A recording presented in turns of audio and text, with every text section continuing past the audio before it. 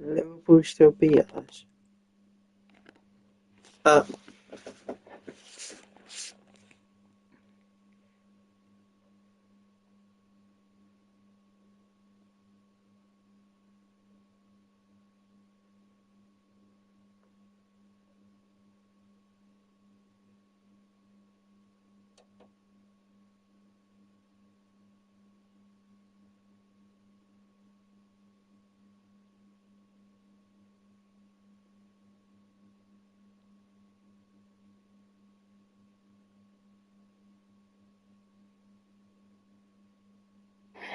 Well, where I am now, there has been more emergency service vehicles passing by, as we know that a major incident has been declared here in Bedford, and the emergency response is well underway. Where we're stood now, there has been a road closure. There is a police cordon in place too, preventing drivers from being able to use this road, which is now closed. There have been multiple fire and rescue trucks as well as ambulances too, with their blue lights and sirens blazing as they make their way through the traffic. And I suppose the traffic and the road closures are a sign of the knock-on effect as a result of that train collision that happened a little earlier today, a collision which has now left multiple people injured, and at least one person has sadly died.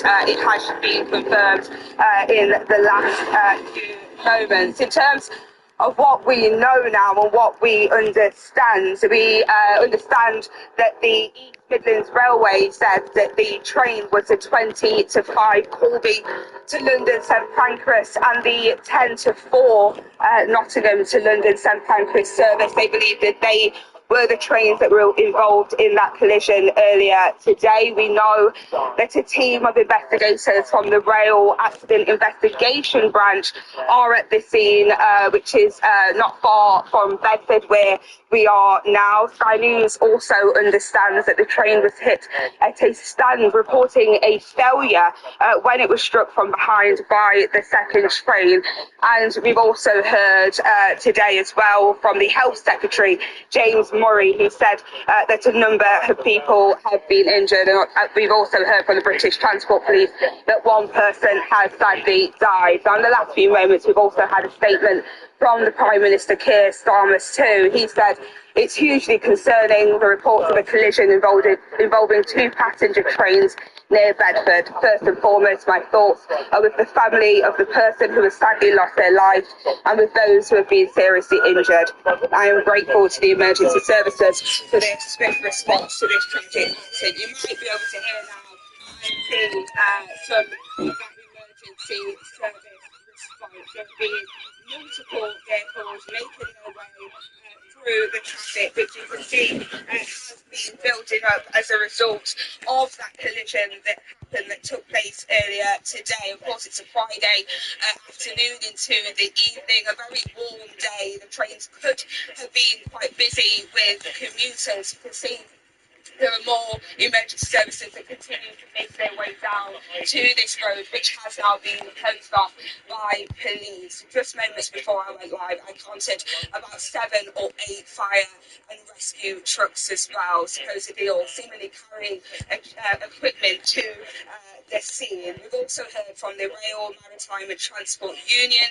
They said that they're deeply concerned by the reports that they're hearing too, and we've heard from police that are asking people not to travel to the scene. They say they understand that people will be concerned if they know or believe that their friends or family may have been travelling on any of those trains, but they've asked for people not to travel to the scene. We've also heard as well from the local hospitals that are supporting some of the patients that would have been on those trains earlier today. They're also asking for people to avoid the local hospitals unless it is an emergency. So this is a major incident that has been declared. Multiple people have been injured and one person has died.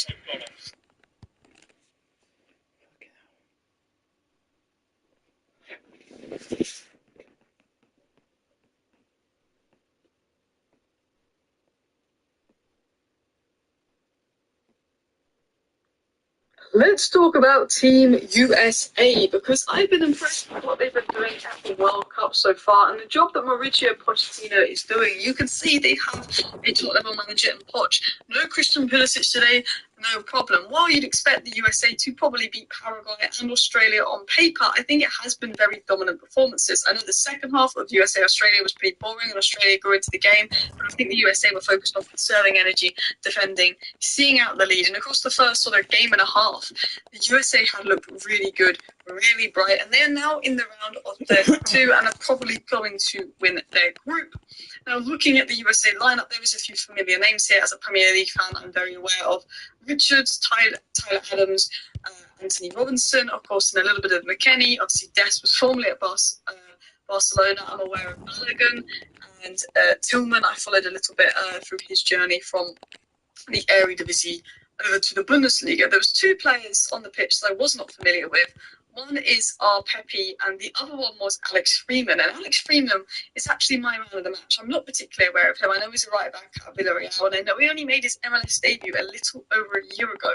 But the kid is 21, and what a talent he is. And the US, when you actually look at the team and some of the youngsters they have some talent. I think the big thing about this World Cup being in the USA, especially if they have a good World Cup, maybe get to the, not even the round of 16, but maybe even like the quarterfinals, there's going to get so many young fans engaged. So many people into soccer, is what they call it. Please never call it soccer. It's football, guys. It's football. But they're going to get so many kids into football, maybe from this World Cup, the Club World Cup, football becoming more popular in America, and the size of the population.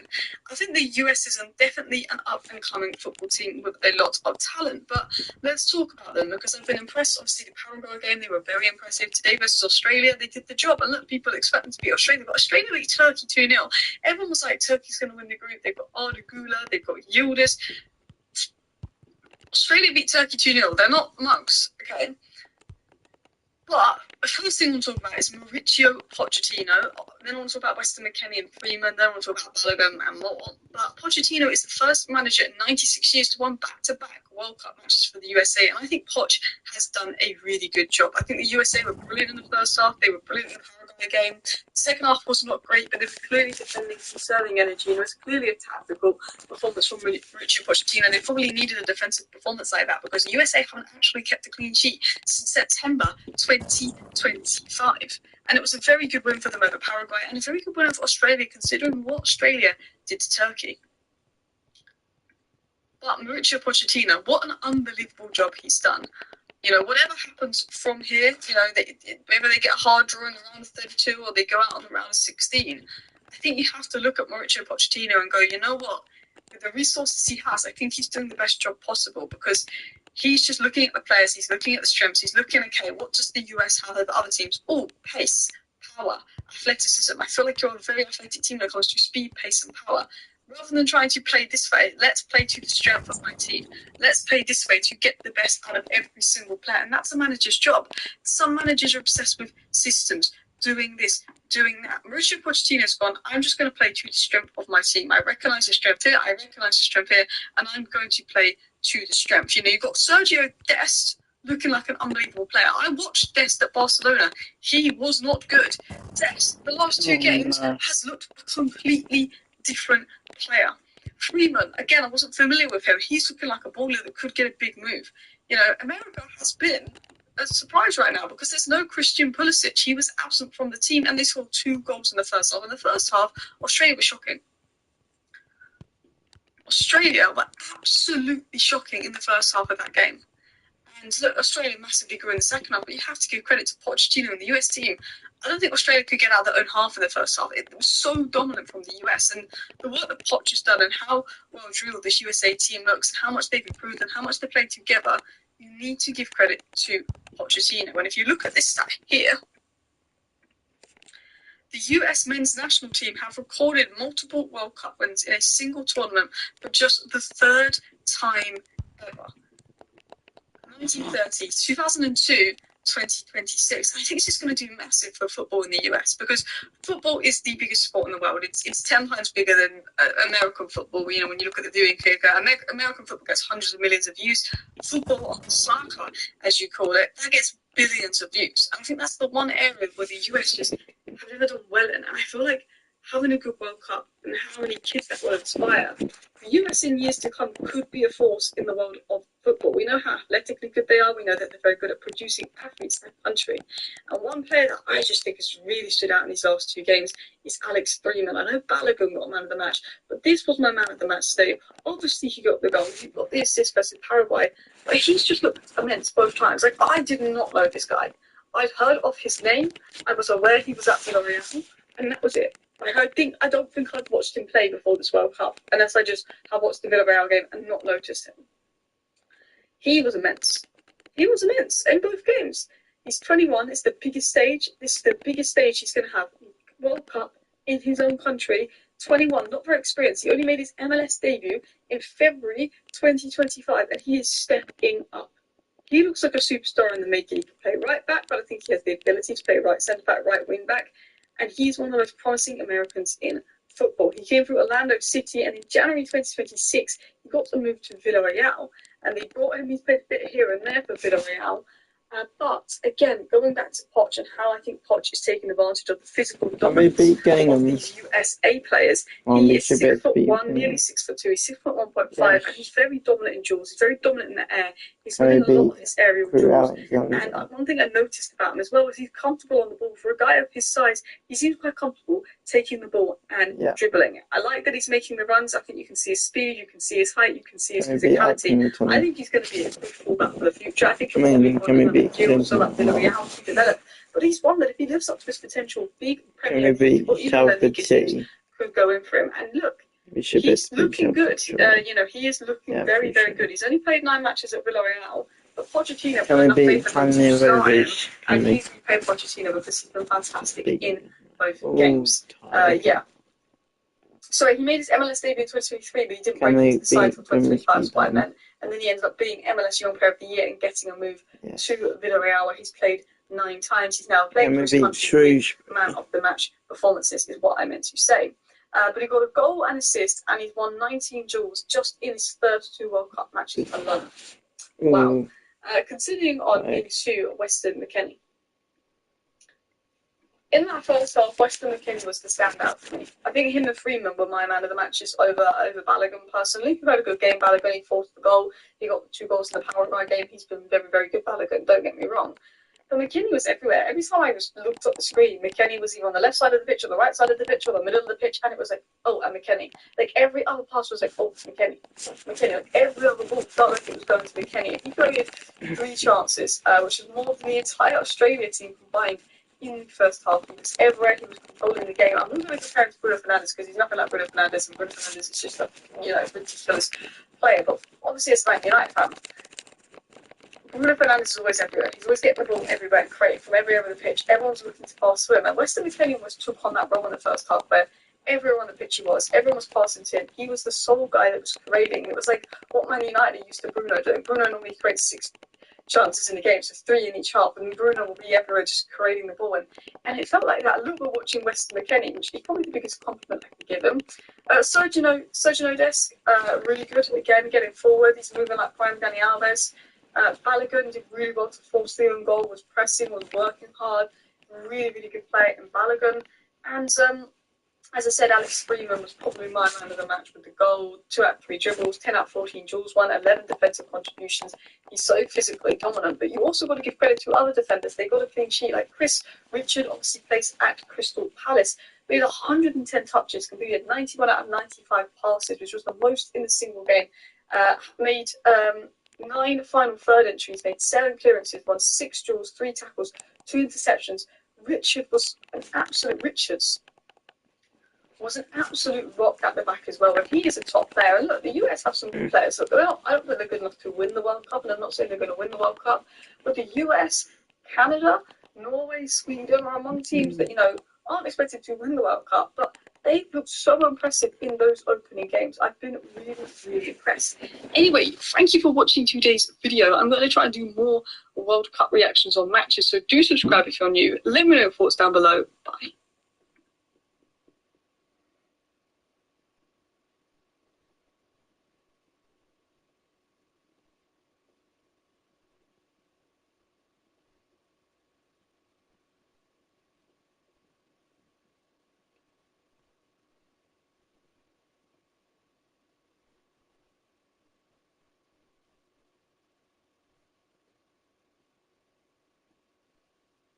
The 2026 World Cup is giving us some great football, but it still feels like nothing can be compared to the best World Cup ever, Brazil 2014. The edition that had it all.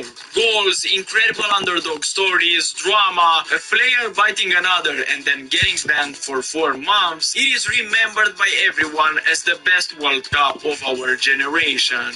But beyond the most incredible moments, what exactly made the 2014 World Cup feel so different?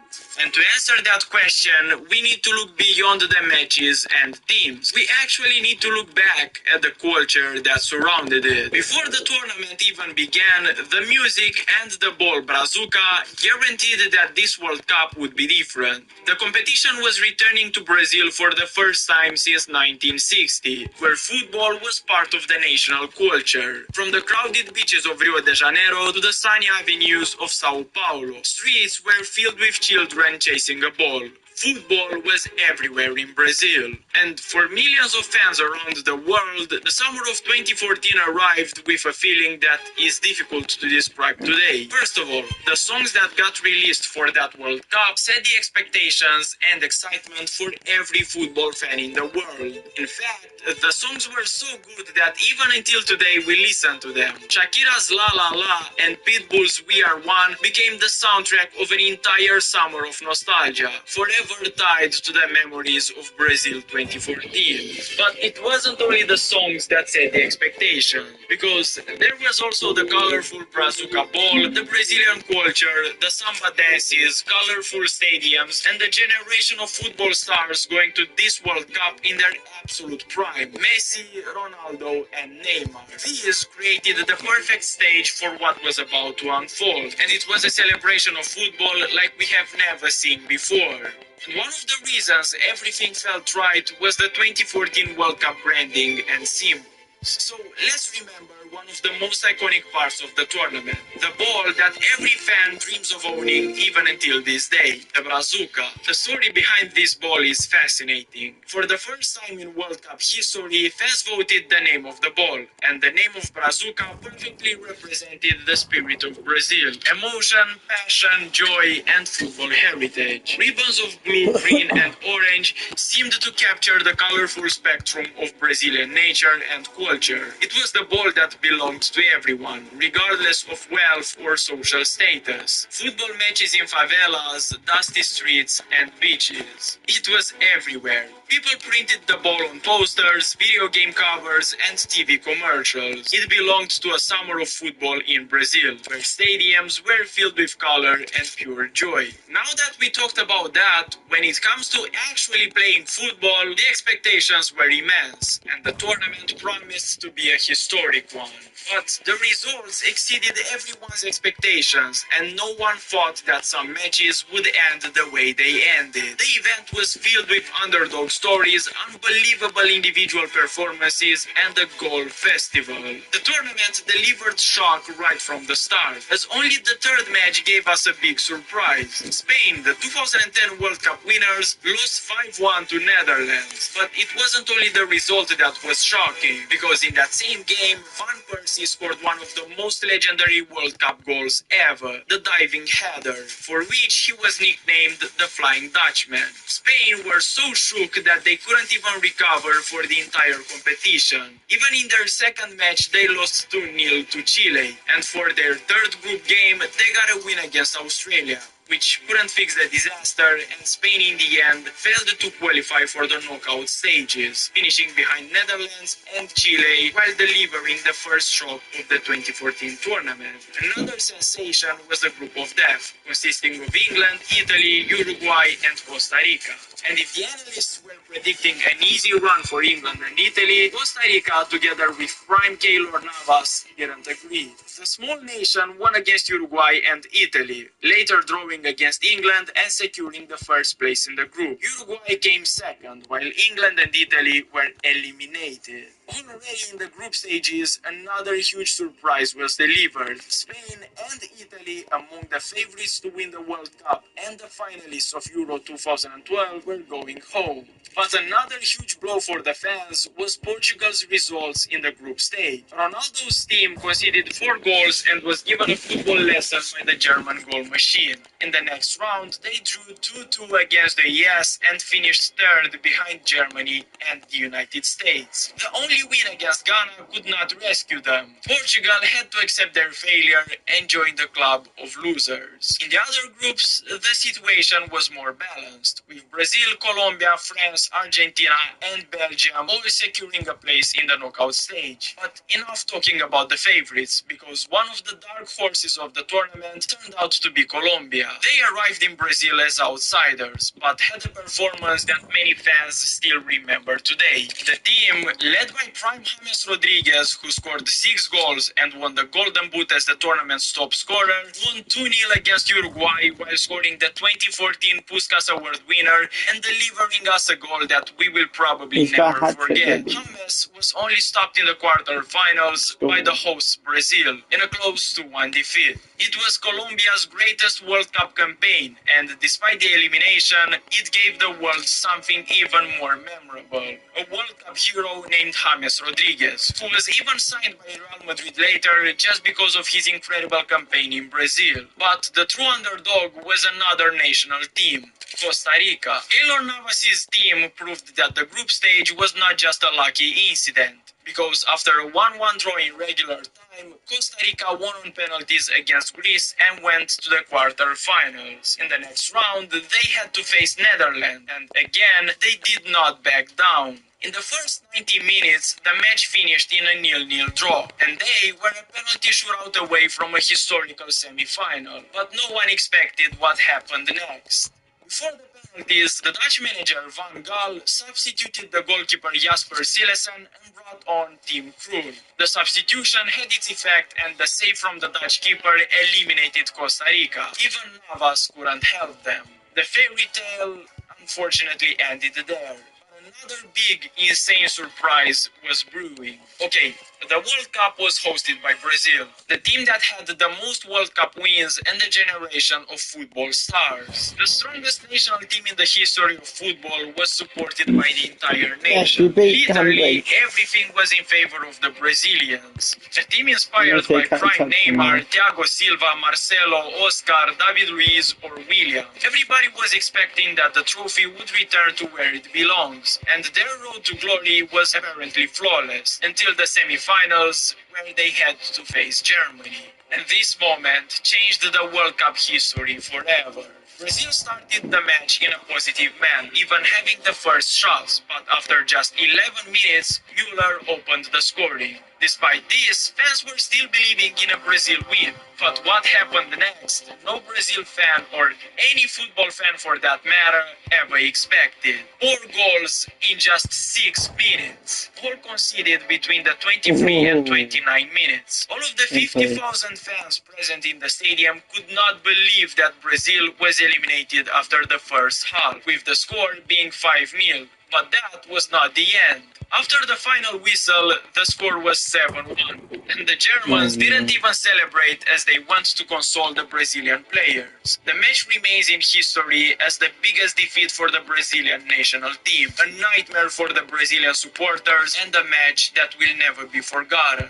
But as incredible as the result was, there was another insane story about that match. Before the game, one German guy predicted on TV one of the most surprising results in over 100 years of football history. A 7-1 win for Germany. That dude is literally a time traveler. I'm sure you've seen the video, but if not, he's in. Das wird ein knackiges 7:1 für uns. 7-1. 7 for Brazil, yeah, true. That's just the most insane prediction in the history of mankind. Like, predicting a 2-1 result would be understandable, but how do you even predict a 7-1 so casually? You have to understand that Germany weren't some unbeatable team until that point. In fact, many fans even expected Brazil to end up as the winners, with the maximum score predicted being 3-1. To lose 7-1 as the biggest national football team ever on home ground is literally unheard of. But surprises did not stop here, and shocks continued to arrive one after the other. The World Cup winner had to be decided between Germany and Argentina, a historical fixture. The story between these two was exceptional. The last time Argentina won the World Cup was against Germany in the final, and Germany had their last World Cup trophy against Argentina. The pressure was immense. The greatest of all time, Messi, with his eyes on the most desired trophy in his career, against the German football machine that did not seem to stop scoring. The number of stars per square inch was insane. Messi, Higuain, Di Maria, Agüero, Kroos, Müller, Lahm, Neuer, Hummels, and Ozil. The fixture could not get more intense than that, and the final match did not disappoint. The game was a close one, with both teams trying to score, but after the full time, it ended in a 0-0 draw, and in the extra time, it looked like the game will be decided on penalties. But then, out of nowhere, Mario Götze was subbed on. Almost immediately, he created history by scoring in the 113th minute of the match. Argentina went for the comeback, but could not overturn the result, so Lahm lifted the trophy for the German national team. And the only consolidation for the great Messi was the Golden Ball, a great final for an even greater tournament. And when you consider all the crazy stuff that happened during this World Cup, you can't call it anything but different. I mean, the most important thing I'm remembering about it is that it had a vibe like no other World Cup before and after it. It was the unbelievable stories of giants falling and unlikely heroes rising, players who shocked the world for the first time in their careers that made this feel so special. And as time is passing by, underdog stories are becoming a thing of the past. But like I said many times, football is special because it is for everybody. So you might think that this wasn't the case in 2014. After all, Germany, one of the biggest footballing nations ever, ended up as the winners. But before 2014, no other European team has ever won the World Cup on the American continent, south or north. Even until this day, Germany remains the only team to do it. Yeah, 2014 was different.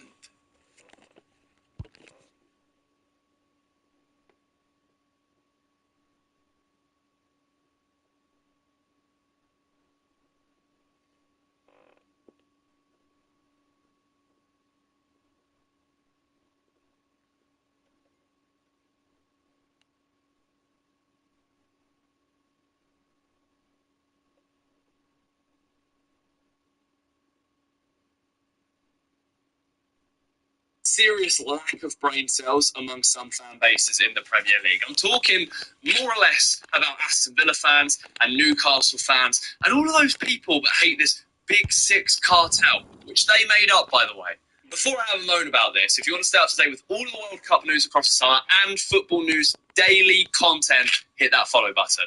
Spurs have ruffled some feathers over the last couple of days because there have been a lot of reports emerging they are willing to spend a lot of money in the transfer window this summer, up to 300 million, before any sales, including potential bids for the likes of Sandro Tonali, the likes of Mateus Fernandes. We've just signed Jean-Paul Van Heck from Brighton for 52 million. There's a deal going on for Savinho, who's valued at about 60 million pounds. And there's a lot of people on social media who seemingly cannot understand or get their head around how Spurs can afford it. All I have seen on X over the last few days is Newcastle and Villa fans quote tweeting, saying things like, finished 17th in back-to-back seasons and can still afford to spend all of this money, whereas Villa, who have just won the Europa League, have to sell to buy. Newcastle are struggling to activate £34 million release clauses.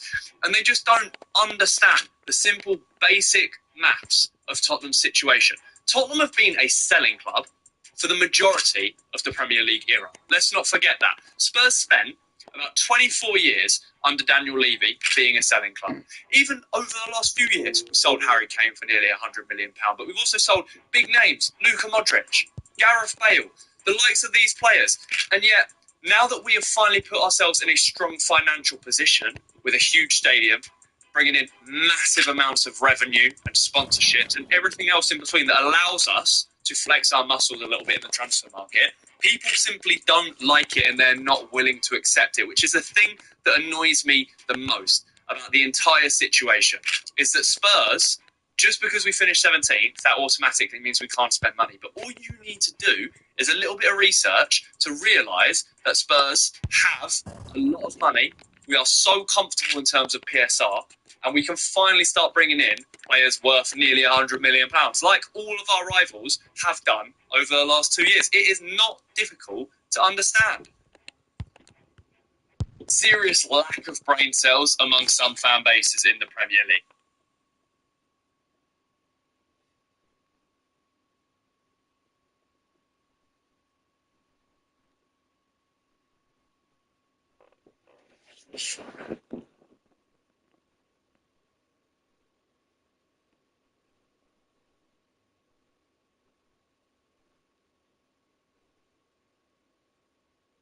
Ten different countries will be battling out to find out who is the ultimate winner. This is the World Game. In celebration of EA Sports FC's World Game Update, we created a competition of our own. Out of 10 different nations, only one can take home this trophy. And they will be competing in a variety of different challenges to test out their skill. Hosted at Chelsea FC Stadium in partnership with EA Sports FC, the World Game Update is available now in FC26 and FC Mobile. For Challenge 1, we have elimination penalties. If you miss your penalty, you are out. And there's a big twist at the end of this challenge. Sweden will be the first penalty takers, and representing them is Abdi Shuffle. Go! Here we go, here we go, here we go, here we go, here we go. Shuffle!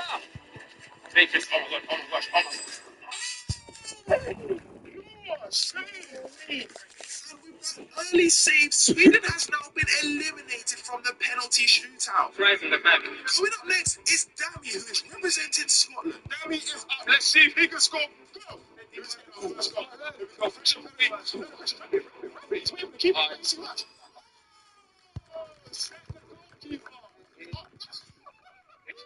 Next up is Ergis, and he'll be representing Germany. He is one of the best penalty takers I know. He's all right. Keep it, take it.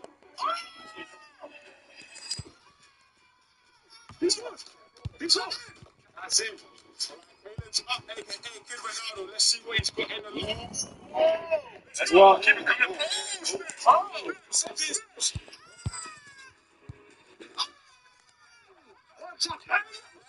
He must be through already. With Kid Ronaldo getting fouled, he wins a penalty. And if he scores this, he stays in the penalty shootout. Steps up.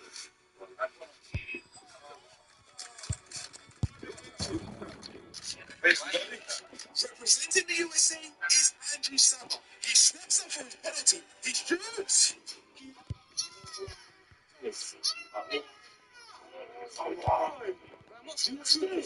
With Andrew missing that penalty, he is at risk of being eliminated from the whole video. Alright, next up we have got Brazil. Giovanni, are you ready? I'm ready. Let's go. No. Wait.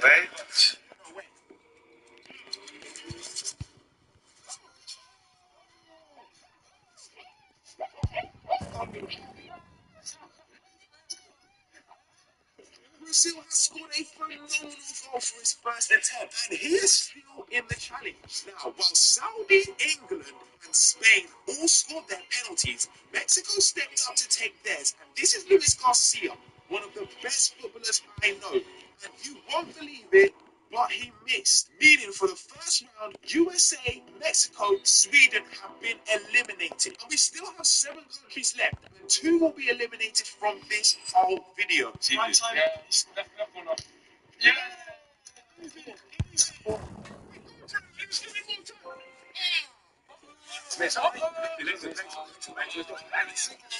Second.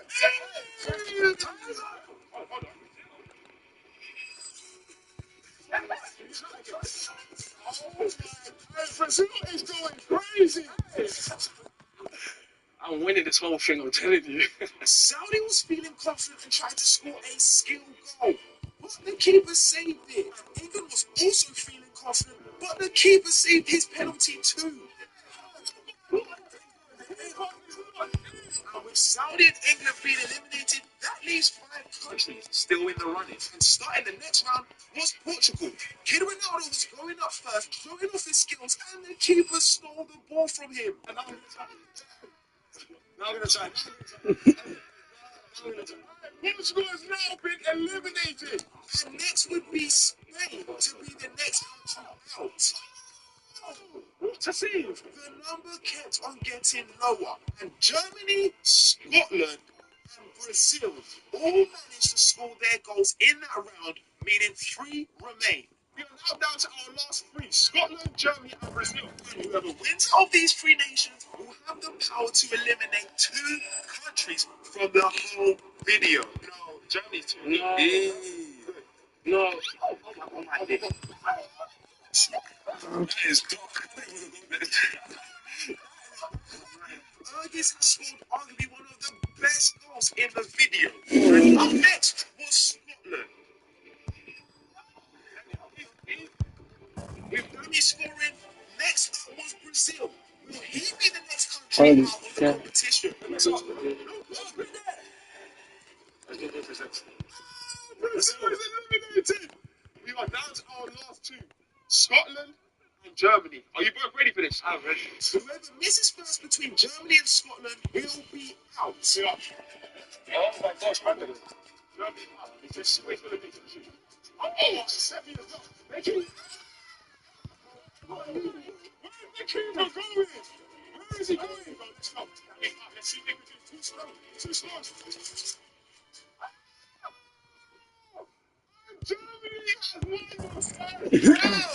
With a phenomenal penalty performance, Germany wins the penalty challenge. And you're probably wondering, why doesn't he look happy? And that is because You have now been handed the power. This is the world's game, okay? Okay. So, unfortunately, you have to eliminate 2 people from this competition. So you have to look up to your friends. Which country do you want out of this competition? Oh my god. Can I play a game? What game? Rough, paper, scissors. Between how many people? Between 4. Okay, let's go. Oh my. because everyone here is good friends with Urgis, he decided to leave it to chance between 4 countries. Luis, Wizzy, Ronaldo, Shuffle, and Rough, paper, scissors. Out of Portugal, Sweden, England, and Mexico, 2 of these countries will definitely be eliminated from this video. What I'm playing? Rock, paper, scissors, shoot. Rock, paper, scissors, shoot. Who's that? Who's that? Sweden has been eliminated from the game. After trying so hard, Sweden is our first country eliminated from the world's game. And 1 more country still needs to be eliminated. 2, 1, go, go.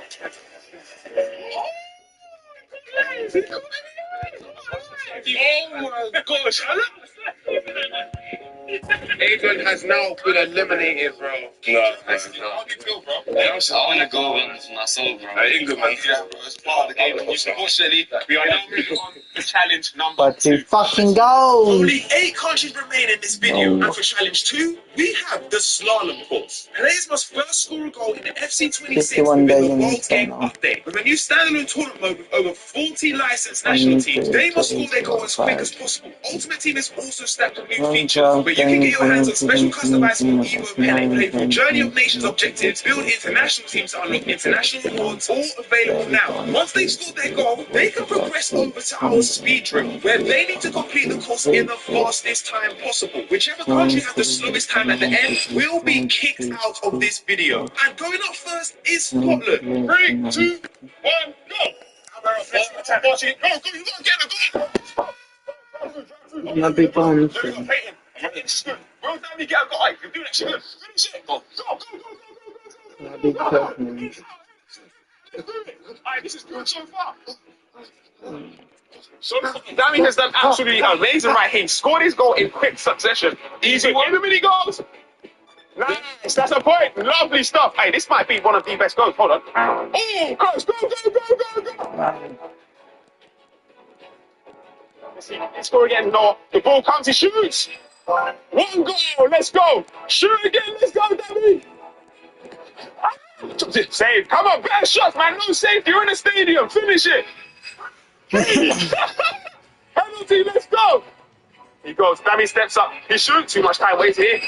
Yes! Oh, aye, very good from Dammy right there. With Dammy having a decent performance, he managed to secure a time of 42 seconds. He needs to make sure he doesn't come last. Now, whilst Andrew's skills in FC26 wasn't amazing, he managed to make up time by dribbling really fast and scoring his goals, which gave him a good time. This was also the case with Germany. It took him so long to score his goal, but when it came to the football challenge, he managed to make up a lot of time, and he got one of the fastest times of the day. He's too good. He's too good. He's too good. Oh my gosh, yo.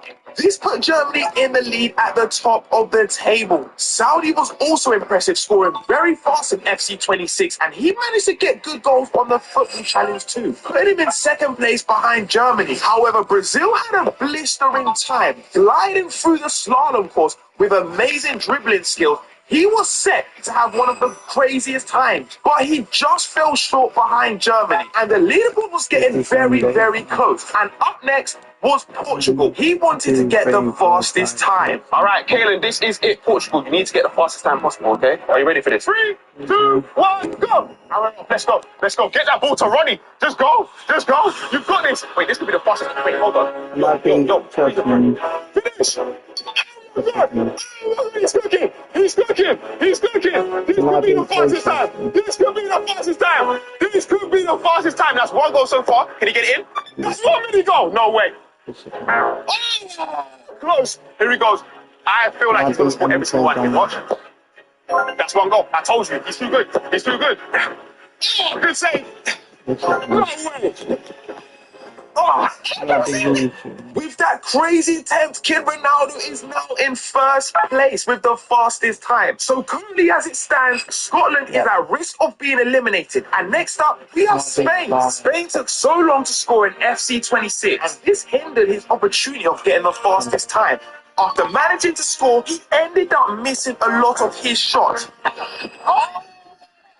Giving him a total time of 45 seconds. And that means Mexico must beat this time. If he doesn't, he is now eliminated from the whole video. Go! How do you run? How do you run? How do you run? How do you run? How do you run?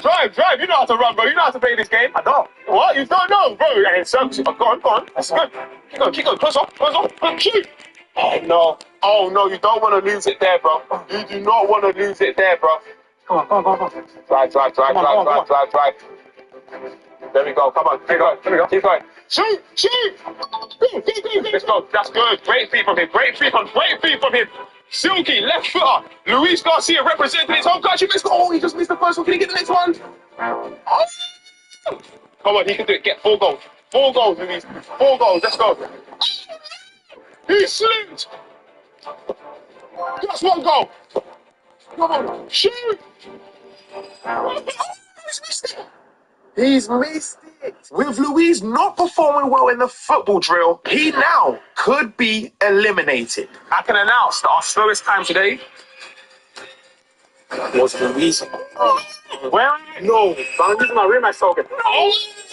Not the rematch. This is the world's game, so this is allowed. Now, what I didn't tell you is that in this video, just like in FC26 where you can rematch anyone, each team has been awarded a rematch token to use in select challenges. And this will allow them to have one more chance to retake their attempt on that challenge. And Luis Garcia has chosen to use his now. Let's see if he can beat Alfie's time. And 3, 2, 1, go! Let's go. Amira, can you beat the time? Come on, we've got to do this, bro. We've got to do this.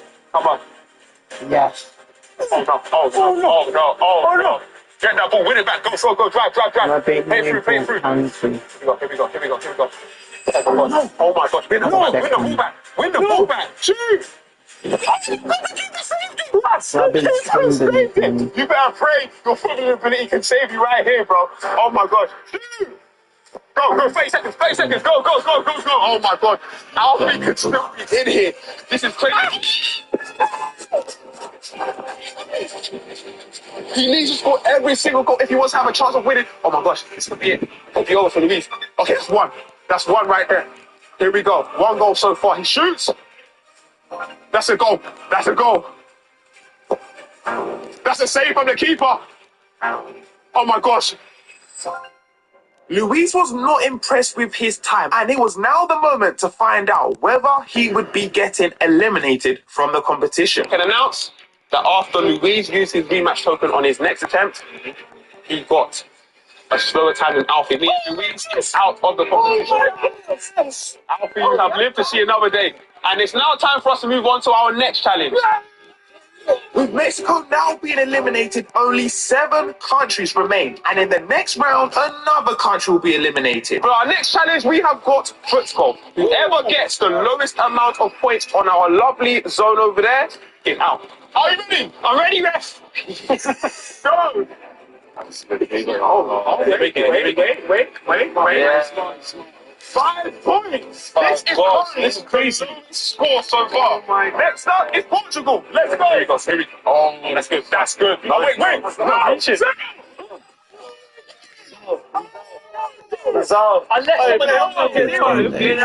So guys, listen. If everyone can land it on the map, Hayden is out.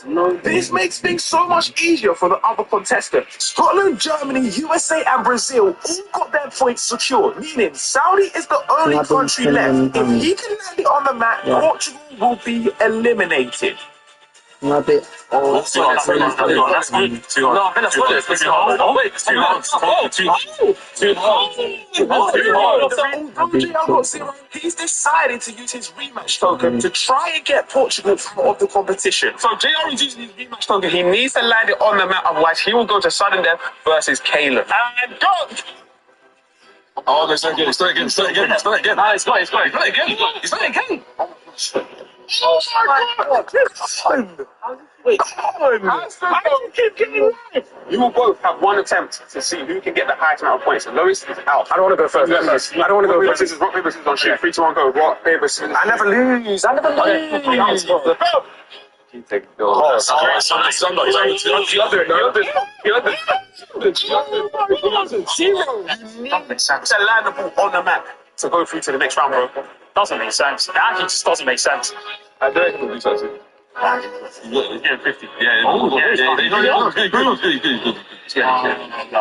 Caleb is through to the next round. Unfortunately, Saudi, you have been eliminated from the competition, man. Honestly, it's been a pleasure having you in the World Saudi, man.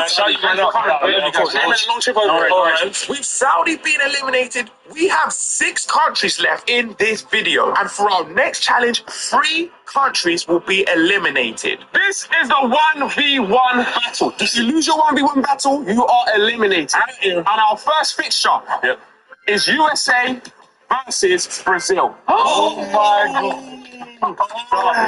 Yeah.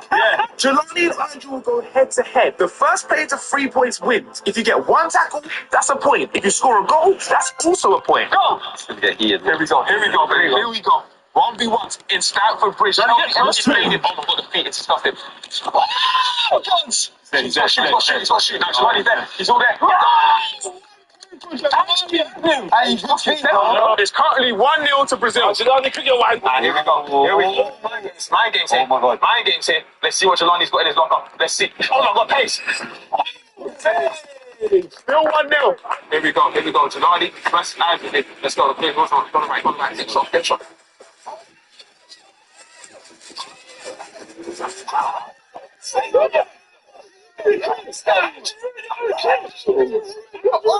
Oh shit! I just put you in the clip. I'm so happy. He's in. Let's go. Hey, but that skills don't mean anything. We need goals in this challenge. Yeah, sure, very right. Bang it. Oh, should have shot again. Left foot. Can I be green £2? To the next round. Here we go. Jelani make the tackle. Can you make the tackle? Oh,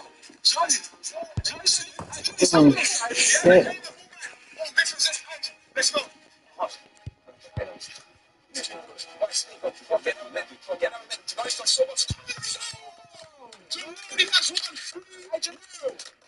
With that, USA has been eliminated from the competition, and our next game is Scotland versus Portugal.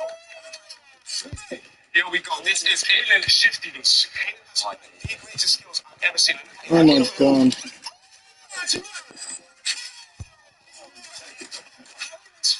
He's the problem. It's going to be quick. Here we go. Here we go. What time we got? I think he got the ball first. That might be 2-0.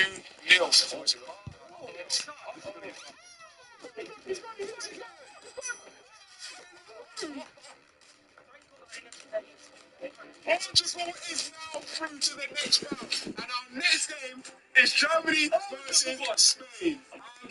He's up first. Let's see what he's going to He's too slow. Yes.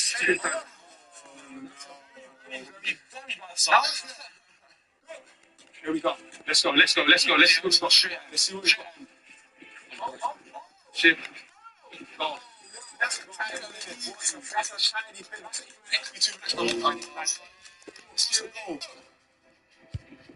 Wait. Tricked him. Alfie, I'm going to tell you what you're going to do. You're going to tackle him, and then you're going to do the exact same thing next time. Then you're free. Ready?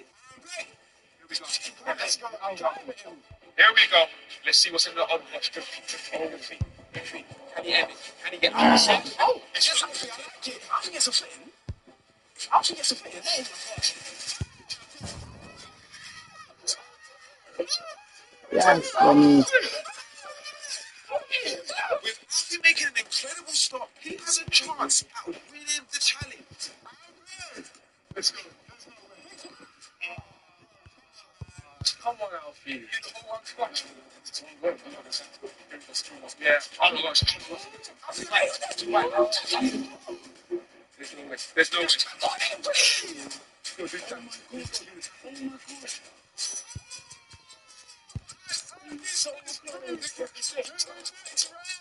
I'm through. Let's go. You have been eliminated, which means we now have our 3 semi-finalists, okay? For the next challenge, we are bringing something back to the challenge. This is King of the Court. The rules are simple. If you score 3 goals, you can leave the court. The last person standing will be eliminated from the video. Here we go. Get your goals in. How do you get the goals in? Block the winner's ball. Here we go. This is an intense game right here. You don't want to lose it. You do not want to lose it there. Left foot off. 2 of them are on him. It's 1 goal for Kane. Kane has 1 goal so far In this game. Let's go. That is 1-1. Deloney needs to get a goal back right here. He cannot fail. That's a good goal from Alex. That is Deloney's ball. And go. Here we go. This is getting spicy. Oh, he's up. Let's see what he can do. He's 2 goals. He's done. 2 goals for Alex. Alex scores 1 more goal. He is through to the final game. Go. 2, 1. If Jelani now scores, he is through to the final game. And play. Let's go. Let's go. What can Kane do? Oh, let's go. It's 3-2. They are not playing. To change things up, when you're on a level playing field, the ball goes back in the middle. Who will be the first person into the final?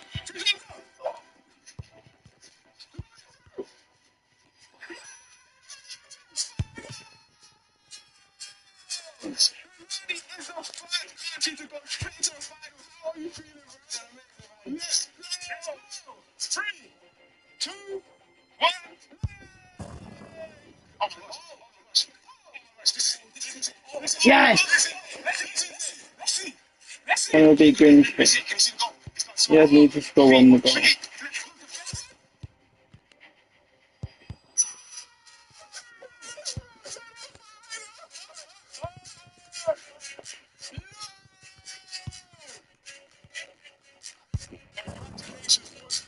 You somehow have made it into the first Congratulations. Why score another goal? Amazing to get themselves to our finals round.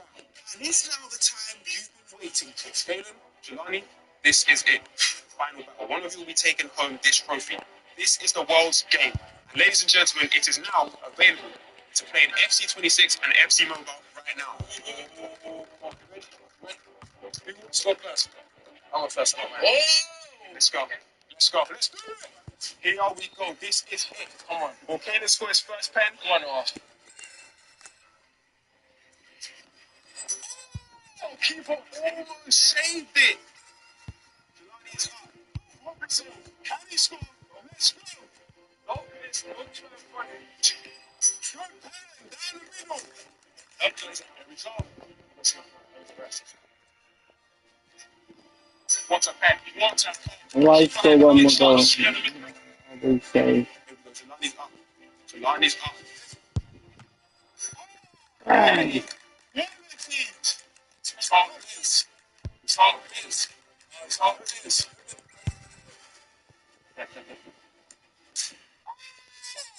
If Jelani scores a 10 right now, he wins. Throughout the whole video, Jelani has shown skill, determination, and passion to get himself to the final battle. If he scores now, he will be the winner of the world's game. You say no. This is it. If Jelani scores this penalty, he wins the world's game.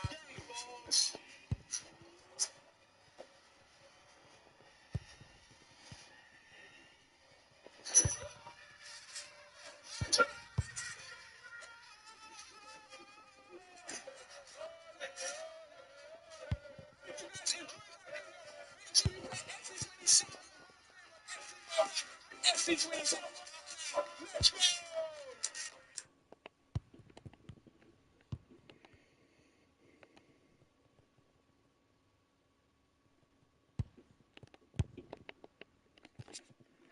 Let's go.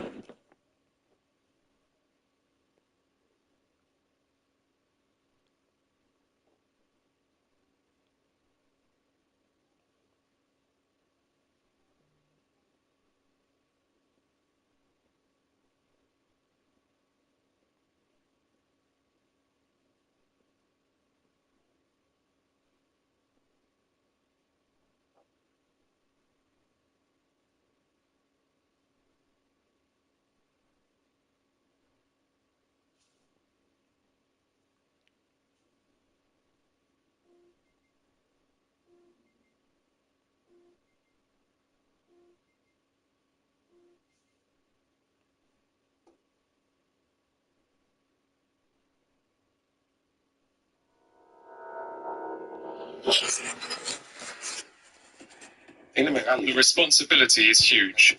We have to keep in mind at all times that the whole country is watching us. People expect us to show the right spirit and to give them a dream.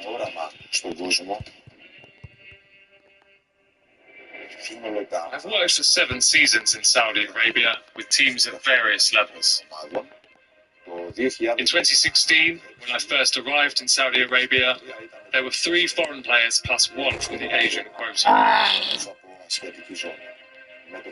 Over the years, many big names came, top stars joined. And there's been a clear improvement in the level of football played in the country over the last decade.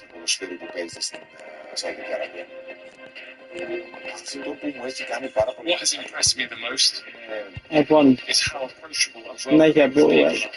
people are. Den har jag bor här. 26. What has also impressed me a lot is their love.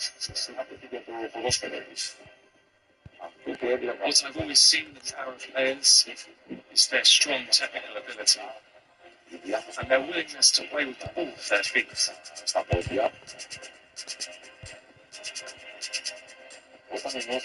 When they feel secure and trust the coach, when that relationship reaches a high level, they are ready to sacrifice themselves and give everything on the pitch.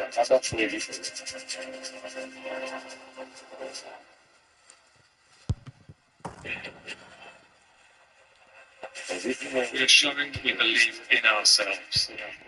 We believe in our teammates. We believe in our team and in our plan. I'm extremely proud of this honour to represent the country together with my staff. Regardless of what we have achieved or not achieved, we must feel that we've left everything on the pitch. After each game and after the tournament, even if we've made mistakes. When you have that feeling that you've given it your all, I believe it's a major step forward for us to start achieving our goals.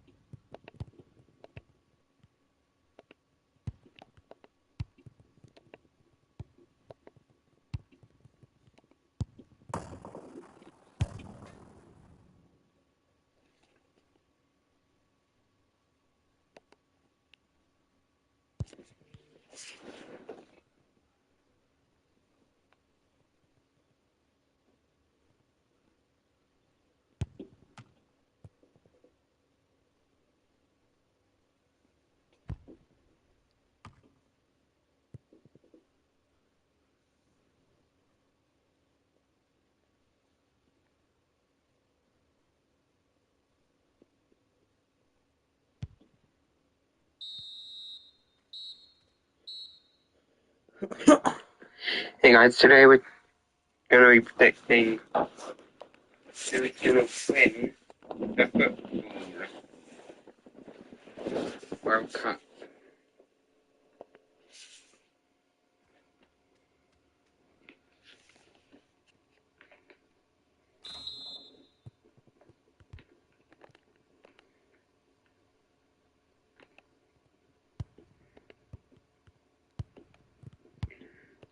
And now, predicting, I'm keeping the same.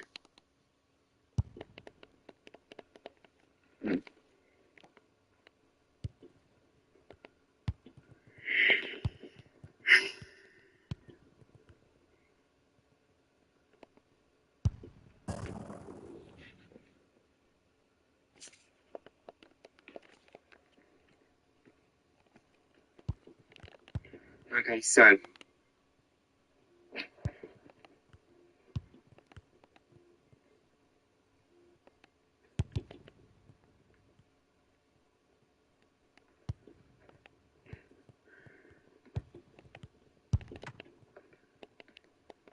okay, next round.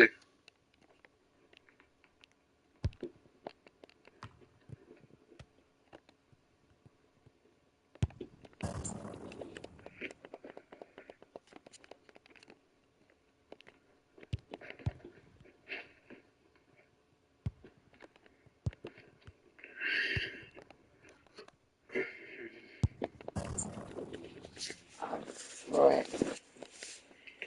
Just remember, these are just predictions. They're not real, and I'm just trying to, finish.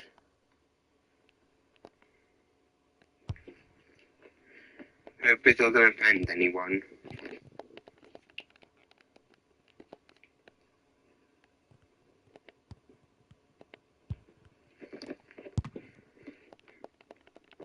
Okay, so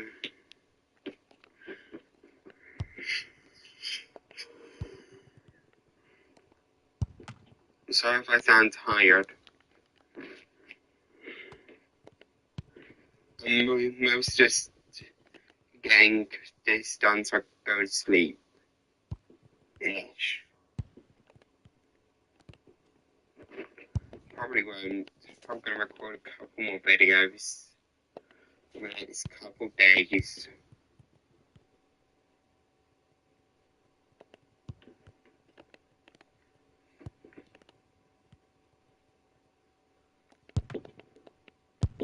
No, fuck!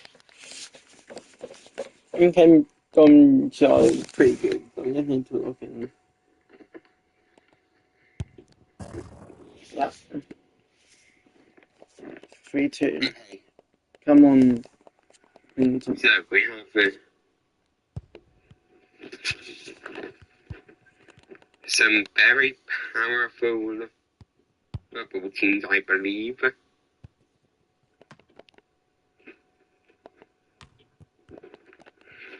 And my prediction to win the World Cup this year is South Korea. South Korea. Really? South Korea is so shit! Bye.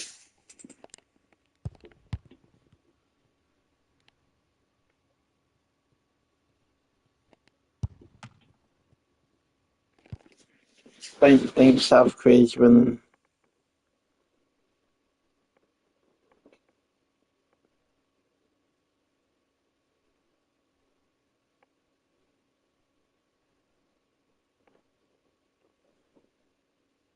On this map are all 48 countries competing in the World Cup, but by the end of this video, only one will remain. Each round, this wheel decides which country attacks, and this arrow decides where they invade. The two countries will then battle it out in a football match. Win, and you conquer your opponent's land and steal one of their players. Lose, and all I can say is bye-bye. This is Football Imperialism World Cup Edition. Our first battle sent Algeria to Belgium's territory. The Algerians stunned the Belgians with an early 2-0 lead and held on for a final score of 2-1. Algeria take over their land and steal Kevin De Bruyne.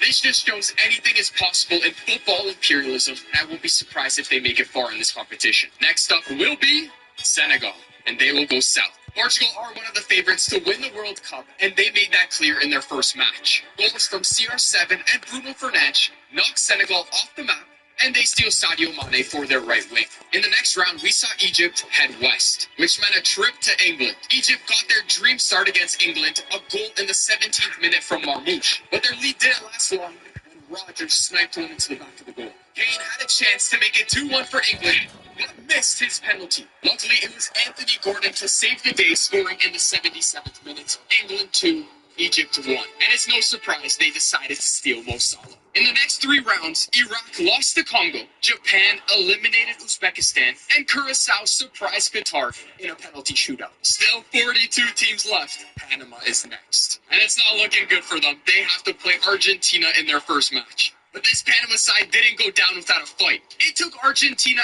extra time to beat them, where McAllister and Lautaro Martinez found the back of the goal. I don't know what they're so happy about. 2-1 to Panama? You gotta step it up, Argentina. Maybe Argentina just needed to warm up, but they've decided they don't want to steal anyone. After Argentina's win, Ecuador beat Saudi Arabia, Iran confidently took down Haiti, and Czechia wiped Jordan off the map.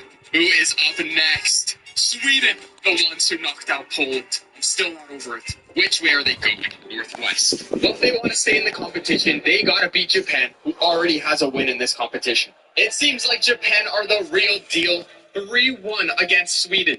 Gyökeres was by far the best player for Sweden, which is why Japan has stolen him. Switzerland defeated South Africa and decided not to steal a player. Next up was Germany, and they headed north. This is our biggest matchup yet. Croatia must defend their land against the Germans. What should have been a close match turned into a goal fest for Germany. The final score, 3-0. Bye-bye Croatia, except you, Modric. You're now in Germany. Who will we see next? Ghana. Will they head northeast to Canada? They will not. South they go. Looks like they're taking on Holland and his Norwegian buddies. Chance for Norway here in the 68th minute to take the lead against Ghana. Erling Haaland steps up for his second goal tonight. Off the crossbar and in. Norway have just made it 4-2 in this match, knocking Ghana out of the competition, and they're going to be adding Semenyo into their team. In the next round, Paraguay was attacked by New Zealand, but held on for a nice 3-1 win. That was followed by a successful attack by the Netherlands on Cote d'Ivoire's territory. And they stole Cote d'Ivoire's wonderkid Jan Diamante. And it was Morocco's elite defensive organization that completely shut down Bosnia's attack, and Edin Dzeko as the reward. What matchup awaits us? Canada! I think we only have one way to go, though. Now, it'd be nice maybe to cross over the lake here and head to Algeria, but we can't do that. We have to play Norway. We don't have any boats. As a Canadian myself, it was nice to see Canada go up 1-0 in the first half against Norway. But it was Sorloth who ruined the party and sent this match to a penalty shootout. All right, boys, lock in. Holland up first. I'm not controlling these teams. You have to remember this. It'd be nice to see Canada go through, but I don't think so. Semenyo for Norway. Finds the back of the goal. Third shot for Canada. Still no misses. Great penalty. Odegaard steps up. Off the post. Norway on the brink of elimination. Miller. Great penalty. Norway must score to remain in this. Berg steps up. This is it. Canada, a chance to upset Norway. Buchanan steps up. Can he find the back of the goal? And he sends Norway packing. I think we have to keep Holland in this competition. He is who Canada is stealing. They say anything is possible in football imperialism, but I don't think Canada's going to make it much further than this. Which nation will play next? Tunisia, northeast. But Algeria's new signing, Kevin De Bruyne, would steal the show with an early goal, which led to a 2-0 victory over Tunisia. Finally, we get Brazil. Which way will they go?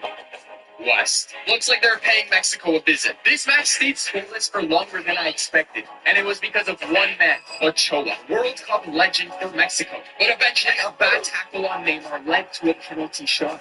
Neymar steps up to give Brazil the lead. He's gone. And he's already waving goodbye to the Mexican fans. But it was far from over as Mexico found an equalizer in the 75th minute. But that wouldn't last long as Neymar found the back of the goal again in the 82nd minute. Brazil hold on for the win and decide not to steal any more from Mexico. We've already seen a bunch of matches in this World Cup imperialism, but be honest, how many have you predicted correctly so far? Because if you've been getting them right, today's sponsor, SoRare, has a World Cup challenge where you can put your football knowledge to the test. SoRare is a free football game where you collect player cards and earn points based on how those players perform in real World Cup matches. For the World Cup, they're running a streak challenge. Every day you can open 3 packs, collect players, build your lineup, and if your players perform well in real life, your streak keeps growing. The longer your streak, the further you progress. And you can even compete for up to $1,000 in prizes. If you want to give it a shot, click the link in the description and use code PASDOOR for a free gold pack, which guarantees a top player to start your journey. There are also rewards like signed jerseys and VIP football experiences to win throughout the tournament. So while these countries are trying to build the biggest empire in the world, you can try building your own streak and prove your football knowledge. And with that being said, who is up next? The Netherlands. And they will go east. The Netherlands headed into Congo territory and left with a 4-1 victory. And they didn't even steal anything, with Turkey ranked 22nd in the world and Ecuador ranked 24th. I thought this was going to be a close match. But Ecuador's captain Valencia had a different plan. He scored twice in the first half. Turkey gets wiped off the map and Arda Güler joins Ecuador. In the next round, Curacao had a visit from England and it didn't go well. England put 3 past them and wiped them off the map. Colombia will finally play a match. Colombia is headed west. A slow start from Colombia led to an early lead for Iran in the match. But it Colombia scored the next 3 goals to give them a 2-goal lead going into the late stage of the match. But this match was far from over. Taremi, who already had a goal on the night, scored 2 more to send this match to overtime. It looks like this one's over. Richard Rios in the 100th minute had just given Colombia the lead. But oh, was I wrong. Taremi would score his 4th of the night to level things once again. This guy cannot stop scoring. He's already the goal scoring leader in this competition. In the 120th minute, for Colombia to win it, James Rodriguez, Hugo Hernandez, Castaño, they still have it. Hugo Hernandez to win it, and he does. The imperfect Taremi will win off 4 goals in 1 match. And Colombia get the last lap here.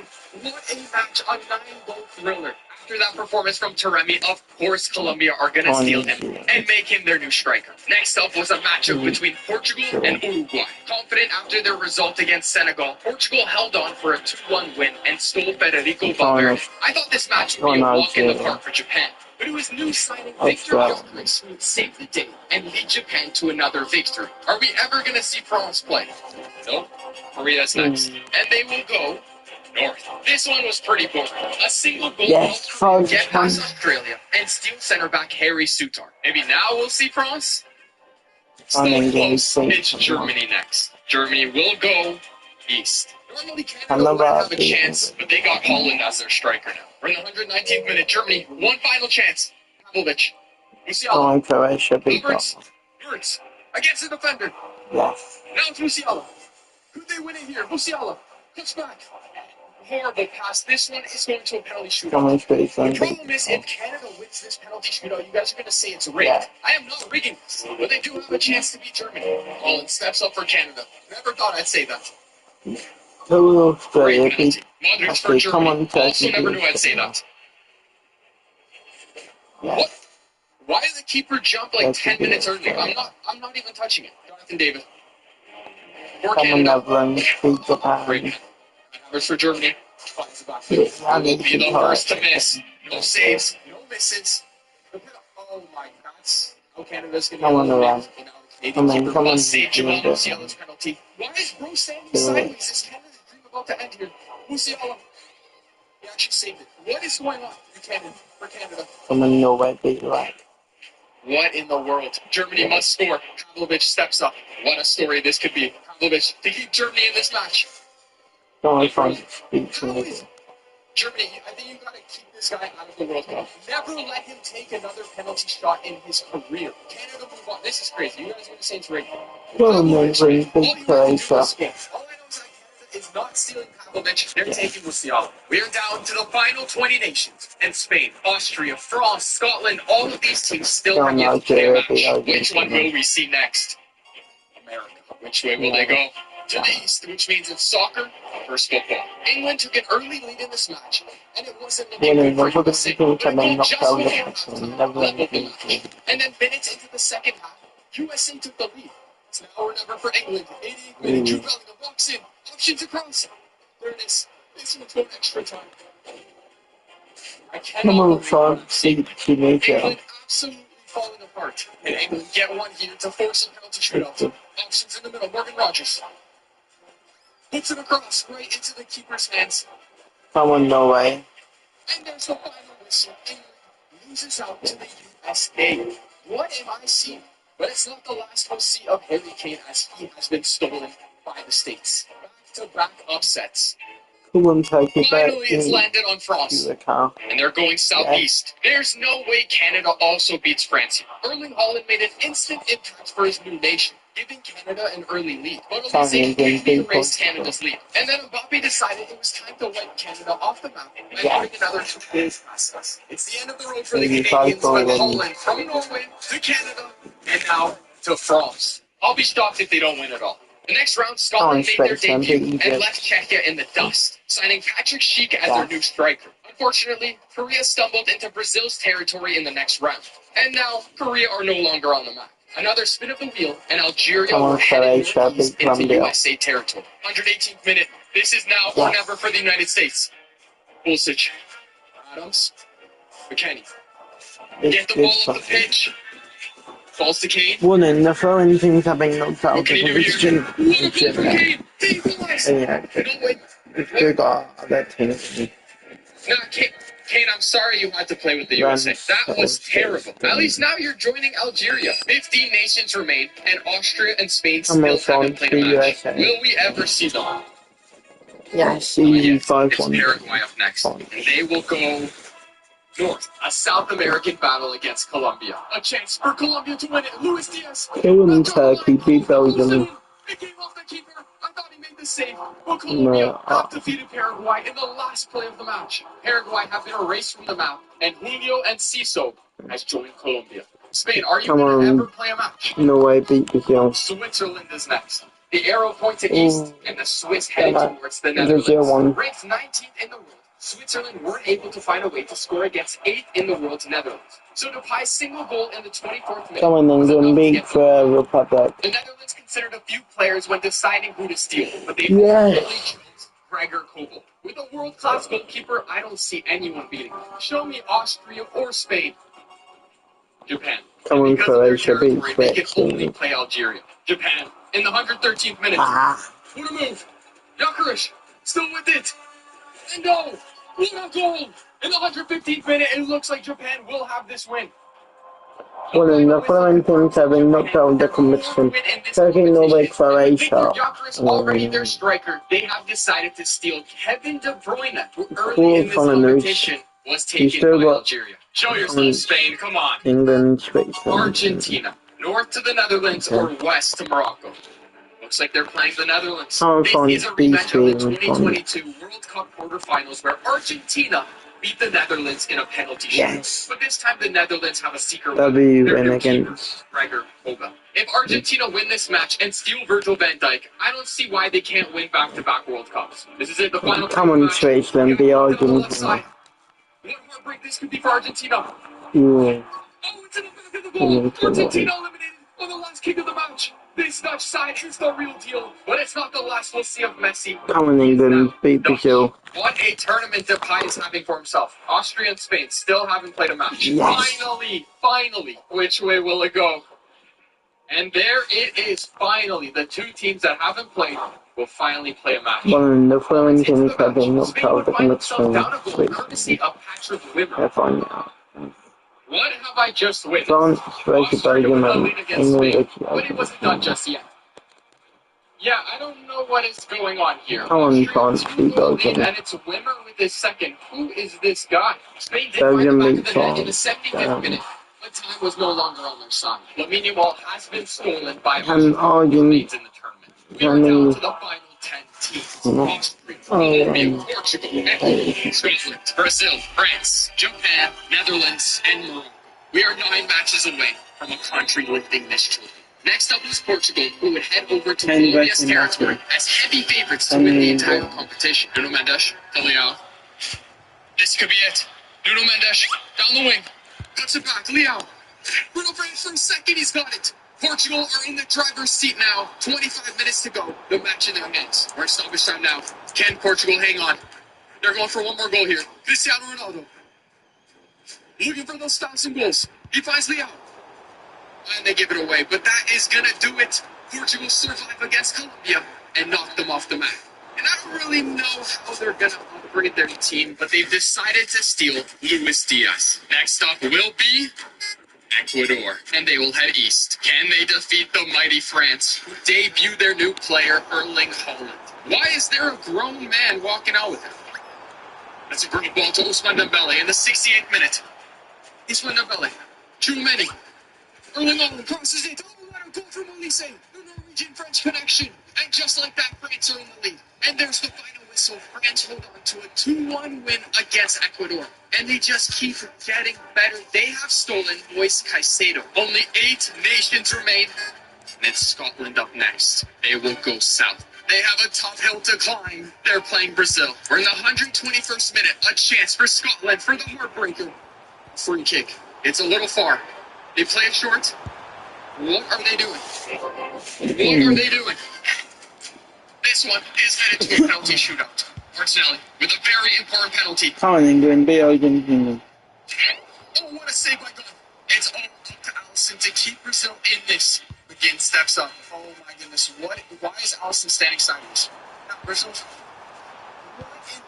This is the biggest upset so far, I think. If you told me at the beginning of the challenge that these would be the remaining teams, I don't know if I believe you. But anything is possible in football imperials. Who is up next? Japan. Which way will they go? West. It was either Netherlands or France, and they end up in France. Japan on the attack. Just minutes left in this match. Can they keep their win streak alive? What a goal! In the 83rd minute, they equalize against France. This one's not over just yet. This one is headed to extra time. Don't tell me we're about to see another penalty shootout. Oh my goodness, what? Japan beat the upset. What in the world are these upsets? Japan Let's go, on the Russia. edge of their Let's go. fifth win in this competition. They are the true dark horse in this tournament. And this guy right here, Mbappe, will be joining them. Brazil falls to Scotland. France falls to Japan. This might be the biggest upset in imperialism history. Which nation is next? Scotland. Which way will they go? Northwest. Can they conquer the mighty Portugal? Portugal on the attack. It's Ronaldo looking for that third goal tonight. Ronaldo. Hit him with Ronaldo. Really just did that. 40 years old, he just did that. He is so determined to get that World Cup trophy. The Trivella from outside the box to give Portugal back the lead. Portugal with a chance to put this match away. It's Ronaldo. Looking for his forward. Ronaldo walks in. My goodness. Bro wants to win this back. And he wants his 1,000 goals. Single-handedly just eliminated Scotland. One seems cool. The final whistle confirms Scotland's exit from the tournament. And it's Neymar Jr. joining Portugal. Will anyone be able to defeat this Portuguese side? 5 nations remain. Next up is the Netherlands. And they will go west. They're taking on Morocco, who hasn't played since one of the early rounds. If the Netherlands can win and steal Hakimi, they are going to have a strong squad to take on Portugal. We're in the final 30 minutes of this match. Morocco leads 3-2. The Netherlands struggling to get back into this match. But now a chance for Morocco to double their lead. Edin Dzeko walks it. It's over. I actually think it's over. What are these upsets? Hold on, Morocco won another. Morocco are about to get another. Oh my, 5-2. I think it's the biggest scoreline yet. That wasn't the final goal of the match. Hakimi stepped up in the final seconds of the match to score this banger free kick. 6-2 final score. Netherlands eliminated. Morocco move on with Messi joining their team. I think the other teams are shaking in their boots after seeing this match. 4 teams to go. Austria is next. And no matter where they go, they can only play Portugal. This is an interesting one because if Portugal can defeat all three, which they should, they'll be able to add Lamine Yamal to their squad. But now it's Portugal. A chance.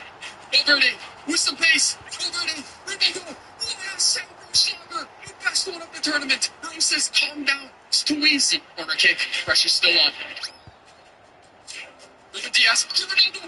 It's over. In the 117th minute. Good flick on from Ruben Diaz. The initial delivery from Neymar. Ronaldo. Another goal on the board. One step closer to the World Cup trophy. This is Austria's final chance. Get the ball off the pitch. Get the ball off the pitch. Blows their whistle. Portugal move on to the top 3 and add Lamine Yamal to their team. It was a good effort, Austria. It really was. 3 nations remain. Morocco, Japan, and Portugal. Who will need to play for a chance. Oh my God. Morocco. It's either west of Portugal or north to Japan. The arrow points towards Rashford Japan's with the territory, hat-trick, which means innit? Portugal has stamped their ticket to No. the World Cup Imperialism Final. They're And Japan banging or that Morocco will be joining them. And now it's Tomiyasu. Options in the middle. He cuts it back. Mitoma. Jakros. Mbappe. He's not missing from there.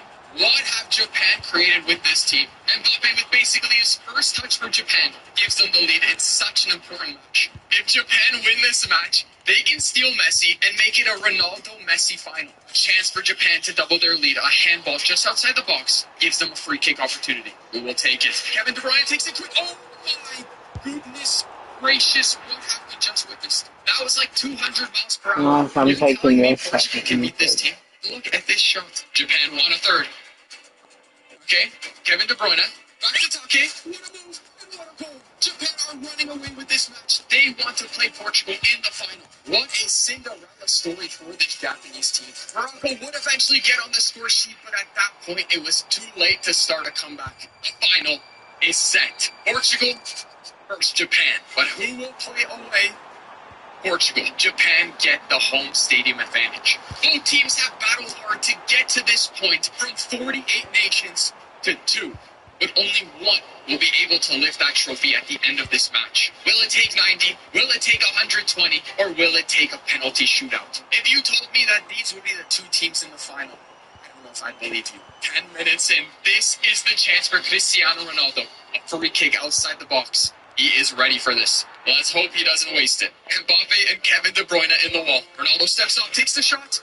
Above the crossbar, and it's an easy tap into Ruben Diaz, who gives Portugal the lead in the 11th minute. What in the world have I seen? Ronaldo one step closer to his World Cup trophy. Tomiyasu. Endo, great turn. Endo gets it back. Endo, they equalize. They does. It slips past the Portuguese keeper. We go into the second half with everything level. Mitoma's through. Mitoma, great dribbling. It falls to Messi. What can he do here, Messi? Puts it across. Oh, what a save. Oh, it goes in. Gyökeres gives Japan the lead here in the 54th minute. What a story by this Japanese team. At first, it looks like Diogo Costa did get a hand on it to clear it, but it fell right into his goal. Luis Diaz making the run. He's onside. Can he find a teammate? He does. One more. Is that a free kick? It is a free kick opportunity. Ronaldo, another chance at the free kick to equalize this match. They converted one of these already. Sure, it didn't go directly in, but this is very dangerous. Chance to level things in the 63rd minute. Neymar steps over it. Ronaldo. It's in the back of the goal. Ronaldo equalizes. What is this? Ronaldo. Just remember that celebration if he doesn't win. Lamine. Dribbles past the one. Lamine from distance. Oh, it's just wide. Mitoma. De Bruyne. Dribbles past the defender. De Bruyne walks in. Oh, goal from Kevin De Bruyne. Exquisite footwork to give Japan the lead in the 75th minute. Ruben Diaz, you reach, he teaches. 5 minutes to go. A counter attack for Portugal. Japan trying to get a goal. Women. But now they're defending for the loss. Lamine. They close. Lamine closes. Women's good. Rome does not have a right foot. We're in stoppage time now. Japan on the attack. They cannot lose the ball here, or it's going to be a counter for Portugal. They're going to keep the ball. They're going to keep the ball. No, they're going to try and score. Off the crossbar. One final clearance. Red will blow your whistle. It's all over. Japan has completed the Cinderella story. They took down France. They took down Algeria. And now they took down Portugal. That trophy is deserved. And I hope you all enjoyed this video. And let me know in the comments who you think is going to win the World Cup. I'll see you in the next one. Also, YouTube thinks they're going to love the video in the middle of the screen. So click it now.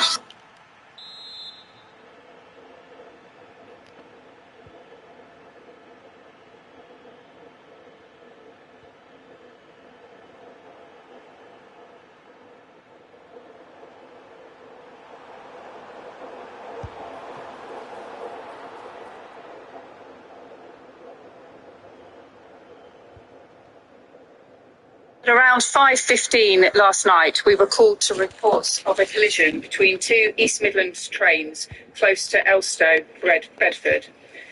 Tragically, the driver of one of the trains died in the collision. His family have been informed, and our deepest condolences are with them, his friends, and his colleagues at East Midlands Railway. The driver's family, as you would expect, are being supported by specially trained officers at this difficult time. Over 80 people were treated at hospital last night. As of this morning, 28 remain in hospital and 9 are in a critical condition. I'd like to thank the ambulance service and the National Health Service for their response. There will, of course, be a lot of questions as to what exactly happened last night. I would really like to reassure everyone that specialist investigators from British Transport Police are working with colleagues at the Rail Accident Investigation Branch to gather the facts and determine what has happened. They are extremely experienced, and I would ask that we all refrain from speculation. We declared a major incident last night, and the emergency response was significant, involving a joint operation between ourselves, the fire and rescue and ambulance services, Bedfordshire Police, the National Air Service, and our colleagues at Network Rail and East Midlands Railway. I would really like to take this opportunity to thank all who responded for their absolutely incredible work in tragic and challenging circumstances. They were outstanding. I also want to thank local people who showed immense kindness to those stranded on trains and to the casualties. I'm now going to hand you over to my colleague Paul from the ambulance service. Thank you. Good afternoon. My name is Paul Gates. I am the Strategic Commander for the East of England Ambulance Service. The East of England Ambulance Service would like to thank everybody involved in the large-scale emergency response yesterday afternoon. Tragically, as you just heard, one person sadly died at the scene. 11 people sustained very serious injuries and a further 32 serious injuries. A further 56 others also suffered minor injuries. Those with less serious injuries were treated on scene or conveyed to hospital as required. In total, the East of England Ambulance Service and its partners transported 64 patients to hospital through this incident. We dispatched a significant number of resources, including more than 20 ambulances, specialist hazardous area rescue teams, along with 6 air ambulance partners, and also volunteer critical responders from the British Association for Immediate Care. Our thoughts are with everyone involved in this incident. We would also like to extend our thanks to all the emergency service colleagues for their swift, coordinated and professional response yesterday afternoon and evening. I'm now going to hand across to Andy, the Chief Officer for Bedfordshire Fire and Rescue Service. Thanks. Yeah, good afternoon, everyone. I'm Andy Hopkinson. I'm Bedfordshire's Chief Fire Officer and also Chair of the Bedfordshire Local Resilience Forum. I want first to express my deepest condolences to the family and loved ones of the person who tragically lost their life. Our thoughts are also with those who were injured and everyone else affected by what was a deeply distressing incident. Bedfordshire Fire and Rescue Service was called at 5:14 p.m. to reports of a collision involving 2 passenger trains just south of Bedford. We mobilised over 20 fire appliances and specialist vehicles, and at the height of the response, over 70 firefighters and officers were involved at the scene. And this included specialist mutual aid resources from our neighbouring services. There was no fire, and our crews worked alongside with other partners to undertake rescues, make the scene safe, and assist with the evacuation of passengers from both trains. This was a major incident, requiring a substantial and coordinated emergency response. I'm immensely proud of our firefighters, fire control staff and officers who responded with incredible professionalism, courage and compassion in very difficult circumstances. I also want to thank our Blue Light colleagues and all of the Bedfordshire Local Resilience Forum partners and our Bledwick volunteers who came together in a highly effective multi-agency response. Whilst our resources have now left the scene, Bedfordshire Fire and Rescue Service will continue to support the multi-agency response in any way that we can. Thank you. I'll hand over to Will from Network Rail. Good afternoon. I'm Will Rogers, Managing Director, East Midlands Rail. Yesterday, our 1640 Corby to St Pancras service collided with our 1550 Nottingham to St Pancras service at Bedford South. We are deeply saddened that our driver has tragically died and a number of other people have suffered injuries. Our thoughts and heartfelt condolences are with family, friends and colleagues of our driver and everybody else who has been injured or affected by this tragic incident. Our priority is the welfare of everybody involved, and we are here for customers and our colleagues. We are on the scene with Network Rail and the emergency services to ensure those affected receive the care and the support that they need.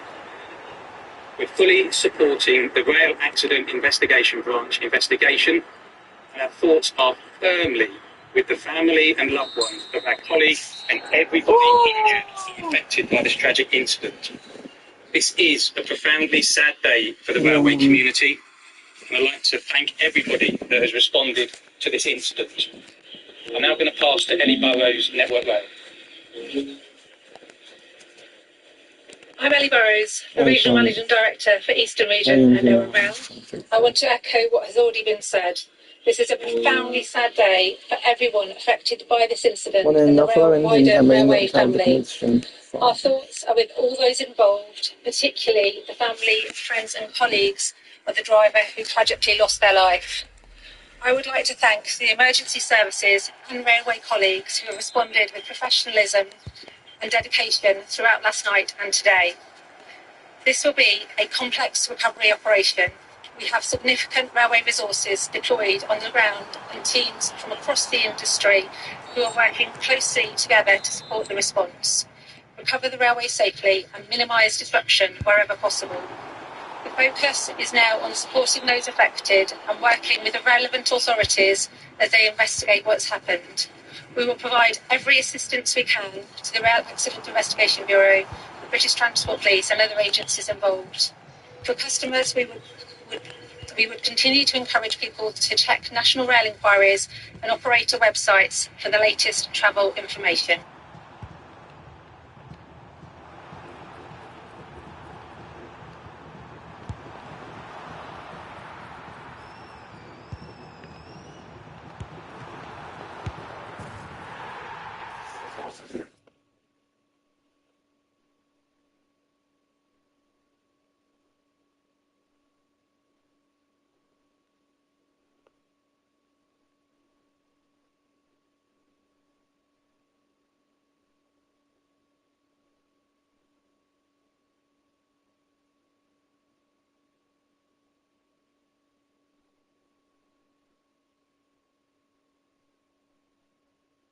The 2026 World Cup has officially started, and I'm so excited that I started a challenge to win World Cup in every decade, from the 1960s to the 2020s, using random quarter-finalists. If we get knocked out, we start again with a random new team, and we're going to keep going until we win the World Cup. We started this challenge in the 60s, then played in 78. 86 followed, as did 98 last time, and this time I'm hyped to start the 2006 World Cup. Even if you only know the Zidane headbutt in the final, you know this is an iconic tournament, and there's a chance we even get to use Zidane. But let's find out what team we're going to use.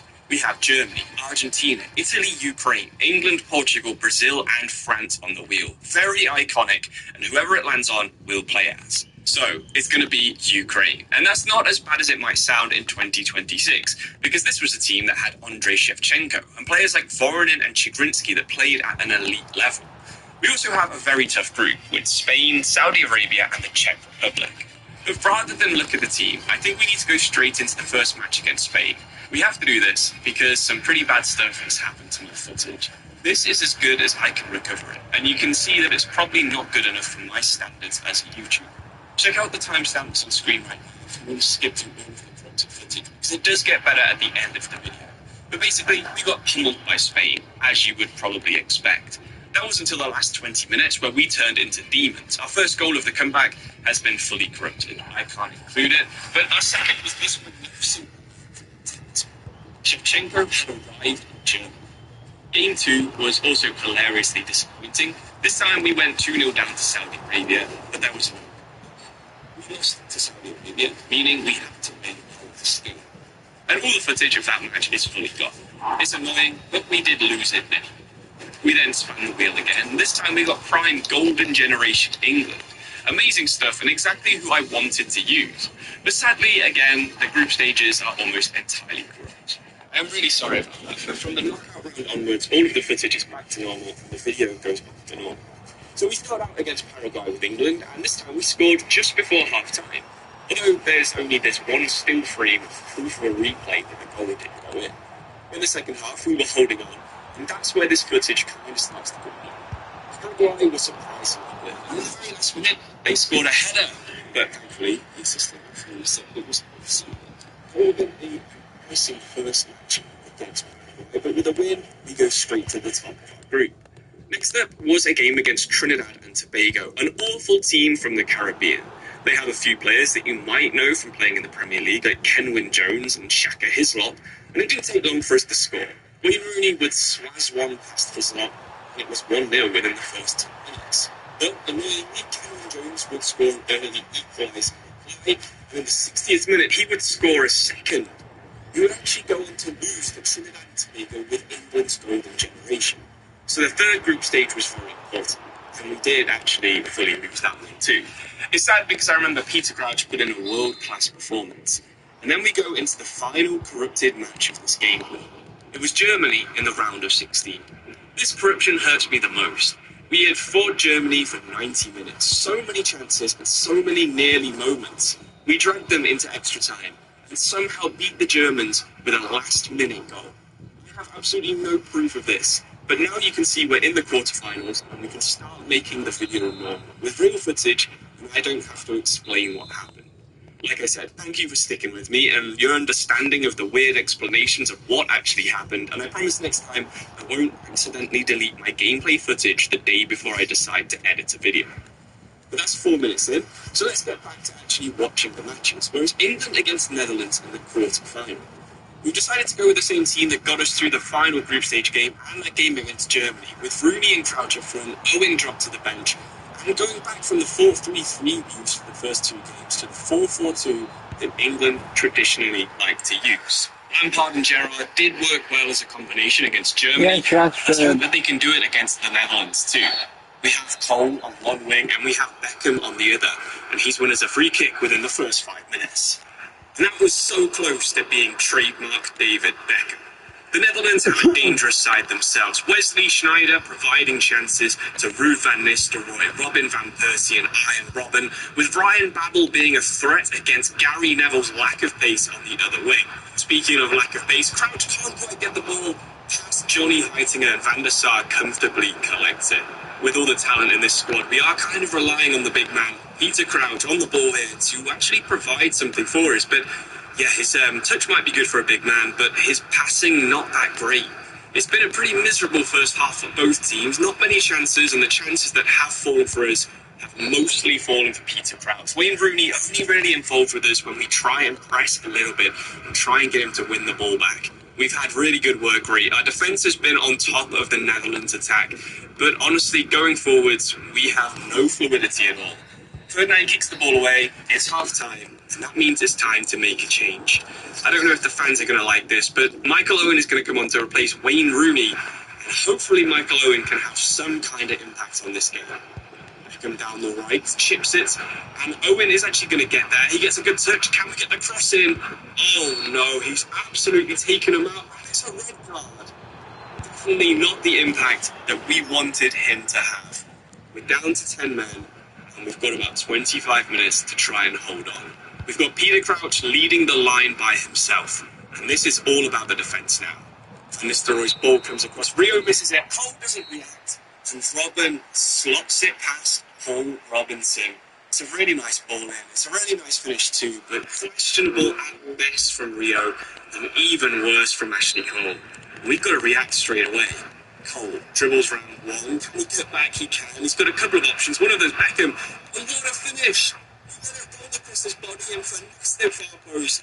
And out of nowhere, England have finally scored. David Beckham putting the nation on his shoulders. His second goal of the tournament so far.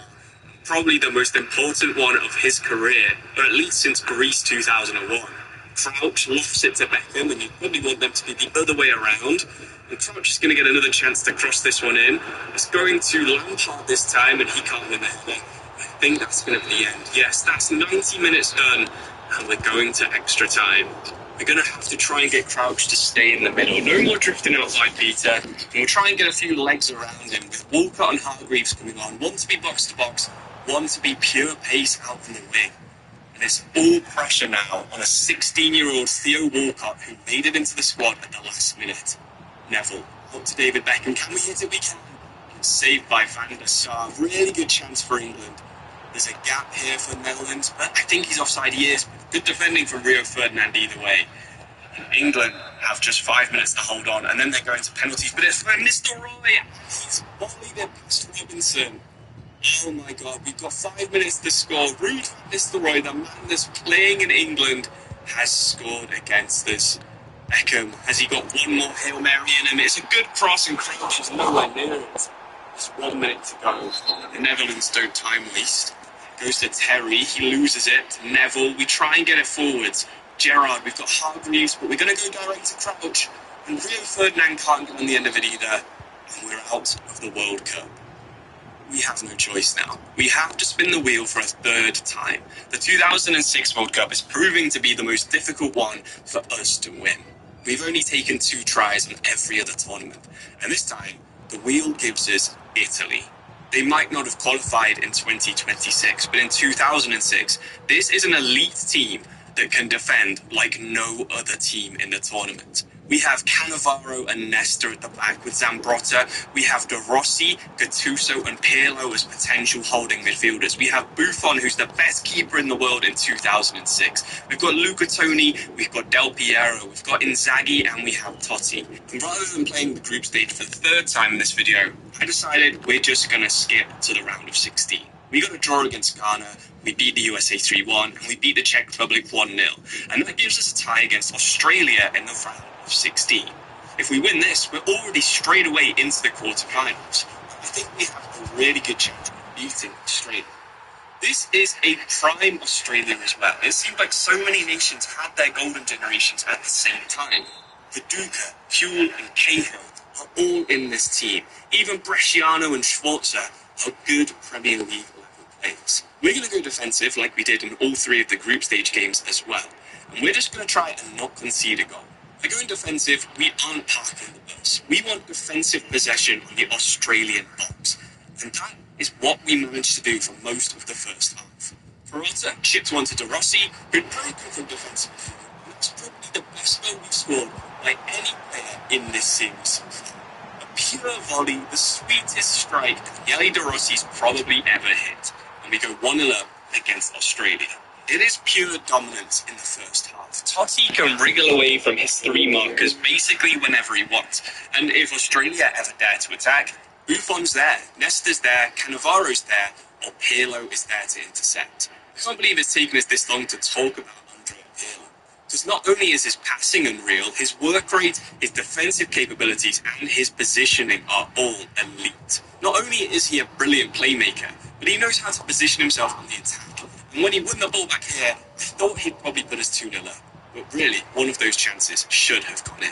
We were already considering resting some of our better players for the last 10 minutes, but when Totti went down holding his knee, we knew that it was time to make some changes. How can you complain about bringing on Del Piero and Inzaghi? These are two of the best attackers of all time.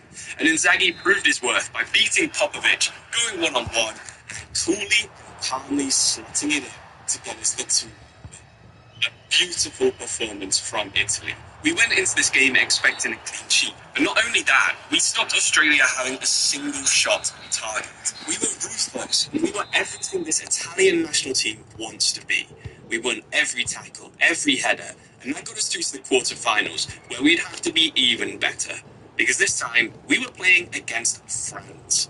Of course, in 2006, this was actually the final. It's about as hyped as a match can be. Two local rivals. You've got Pirlo and Totti, Cannavaro and Nesta, against Henry and Zidane, Vieira and Ribéry. There are so many good players on the pitch. And yet again, we're going for the exact same strategy. We're going to go defensive from minute 1. Try and frustrate France and hope one of our big men off the bench can come on and make an impact. It's a nervous match because we don't want to go back to that wheel for a 4th time. We need to try and hold on for those first 60 minutes and see what we can do. It felt like France were ready to pounce on any mistake. Henry into Zidane, he outpaced Nesta, and the ball was so close to being tapped in by Thierry Henry. And really, the state of the first half an hour was just defend every single France attack. Thankfully, we had Cannavaro, who is the master of that, beating Henry to the ball and clearing it downfield.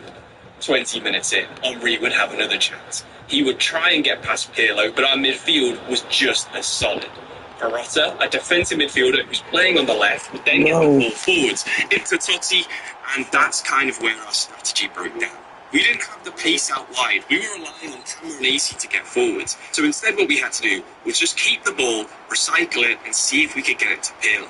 He would get on the ball, and now you could see our team had flooded forwards even though we were on a defensive strategy. This is exactly what we wanted to happen. Inzaghi into De Rossi, and that could easily have been a goal, and Totti couldn't quite get the rebound either. Half an hour gone, and our strategy was killing France. We had so many good defenders that we could just leave them 4-on-1 up front. That meant our midfielders were like a safety blanket. Get through those, you have 3 of the best defenders of all time behind you. And we actually killed France so hard, they hadn't had a shot. Even Australia had a shot in the round of 16 game. So we knew we had a decent chance of continuing this. Totti, can he do something special? He hasn't done yet in this tournament, and is blocked again by France. But we kept making chances. We knew what we had at the back was solid enough to stop France. Nesta getting the block in Henry, and then winning it off Ribéry as well. We have the patience and calmness to just sort of stay on the ball and let our midfielders get into position. And it seems like that is what is keeping us in the match. That and some little tactical fouls. De Rossi couldn't quite get one in on Zidane there, but thankfully Zambrotta would cover across to help us out. On the counter, yet again, we decided to be patient. Pirlo would take a couple of touches. It was into Totti's feet, first time shot, and we were wishing that found the top corner. We're going to do similar changes to last time. We're going to bring Del Piero on behind the striker. We're so lacking in options on the left, we decided to put Grosso there, our usual left back, and then put a right back at left back. It's adding another defender onto the pitch, which is great for us, but there are definitely question marks over Fabio Grosso's output as an offensive winger. Eventually, the ball would get played out to him. He had Del Piero in the middle and produced one of the worst crosses that the tournament has ever seen. Maybe Grosso at left mid is not the idea. Inzaghi couldn't quite outpace his defender, but he was close. And then we went back into possession mode. Camoranesi into Pirlo. We've got Del Piero. We've got a man overlapped, and it's Grosso. It's a terrible shot, but he gets the header. And we've got it with Fabio Grosso. I can't believe that move has paid off. The giant left back playing on the left mid has won the header that has put us ahead against the favourites France. And now we only have 10 minutes to try and hold on. Being defensive isn't good enough. We need to go full park the bus, and France actually give us the ball back. And that gives us the chance to pounce. We've got Perotta, he's got Zambrotta and Camoranesi alongside him. He goes to Pirlo, who somehow gets so close to winning a couple of penalties that would have killed the game off. France go for one last Hail Mary, but it rolls off the pitch. And now we get to look at that goal again. You've got to say, the finish is awful, straight at Bartez's feet. But we get so lucky that he has the power and the decision-making to get that header right. We've got just seconds to hold on. Zidane attacks, we nail him, and the referee doesn't even want to let them take the free kick. We have got that 1-0 win, and we're through into the semi-finals with the best team in the tournament already knocked out. There are some good teams in the tournament still. Brazil, Netherlands, England and Spain. And we have drawn against the Netherlands, the team that knocked us out when we were still managing as England. I have a lot more faith in this team than I do England's so-called golden generation. I know the Netherlands don't have the best defence. They're all about attack, and their attack is nowhere near as good as our defence. Basically, a clean sheet means we're going to win this match. So it's all about Cannavaro against Van Persie. Who is going to be the man that changes history in the semi-final of the 2006 World Cup? This is a match with a lot of history. Just 6 years earlier in the Euro 2000 semi-final, Italy would go down to 10 men. Buffon would save 2 penalties in normal time, and then we would go on to win the penalty shootout, make it to the Euros final, where we would play against France and lose. In the 1978 World Cup, again, it was Netherlands who beat Italy to get into the final. But this match was not going to be a classic like one of those. While we did hit the crossbar just before half-time, after 45 minutes, 0-0 was a fair enough result. The only dangerous thing was that Schneider was consistently getting away from Daniele De Rossi. But other than that, we knew when to bring them down. Persistent fouling is something that seems to work, no matter if you're 1960s football or 2010s football. It's just something that seems to really bother the Netherlands. It might have bothered them, but it's not winning us the game. So let's make some changes. Luca Toni can come on the front, a big target man striker. It seemed like Netherlands thought they could win this match in normal time, so bringing on a target man gives us the outball where maybe he can get in behind. Van der Sar into Heitinger, and we kind of expected that turn. Luca Toni then chips Van der Sar, and we've got ahead against the Netherlands out of absolutely nowhere. One of the jammiest goals, and our substitute yet again, almost seconds after he came on, has paid off our decision. And can we hold on for the next 10 minutes?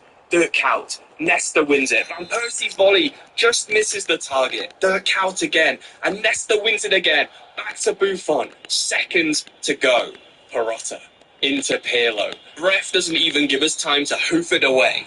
That is it. We are into the World Cup final, and it's all because of Luca Toni. He telegraphed that turn, and then the chip shot was perfect to beat the goalkeeper. But then it was time to play the golden generation. We've already managed England. We know all about their team, and I'm sad to say you didn't get to see much of our journey with them. But believe me, it was not a very good experience. England are playing a 4-4-2. England have had a good journey to the final. 5-1 against Costa Rica, 4-1 against Portugal, 2-1 against Spain. And that's all down to one man, Joe Cole. With 3 goals in his last 3 games, he is the form man in the tournament, and they have lined up slightly different to how we were playing. Rooney and Owen up front in a 4-4-2. Gerrard and Lampard actually working in the middle, and at the back, Sol Campbell playing next to John Terry. Maybe that was our big flaw. We were expecting the 4-4-2. That's why we've gone De Rossi, Gattuso and Pirlo in the middle. We can dominate that midfield. Pirlo was the attacking midfielder into Luca Toni, and it was a great save from David James. He already had proof that Pirlo as the attacking midfielder looked like it could work. But we also saw how Gerrard and Lampard would work too. Lampard making the runs forward, Gerrard being the deep playmaker. Lampard's cross would come across, and Rooney would actually win the header, but it would go over the bar.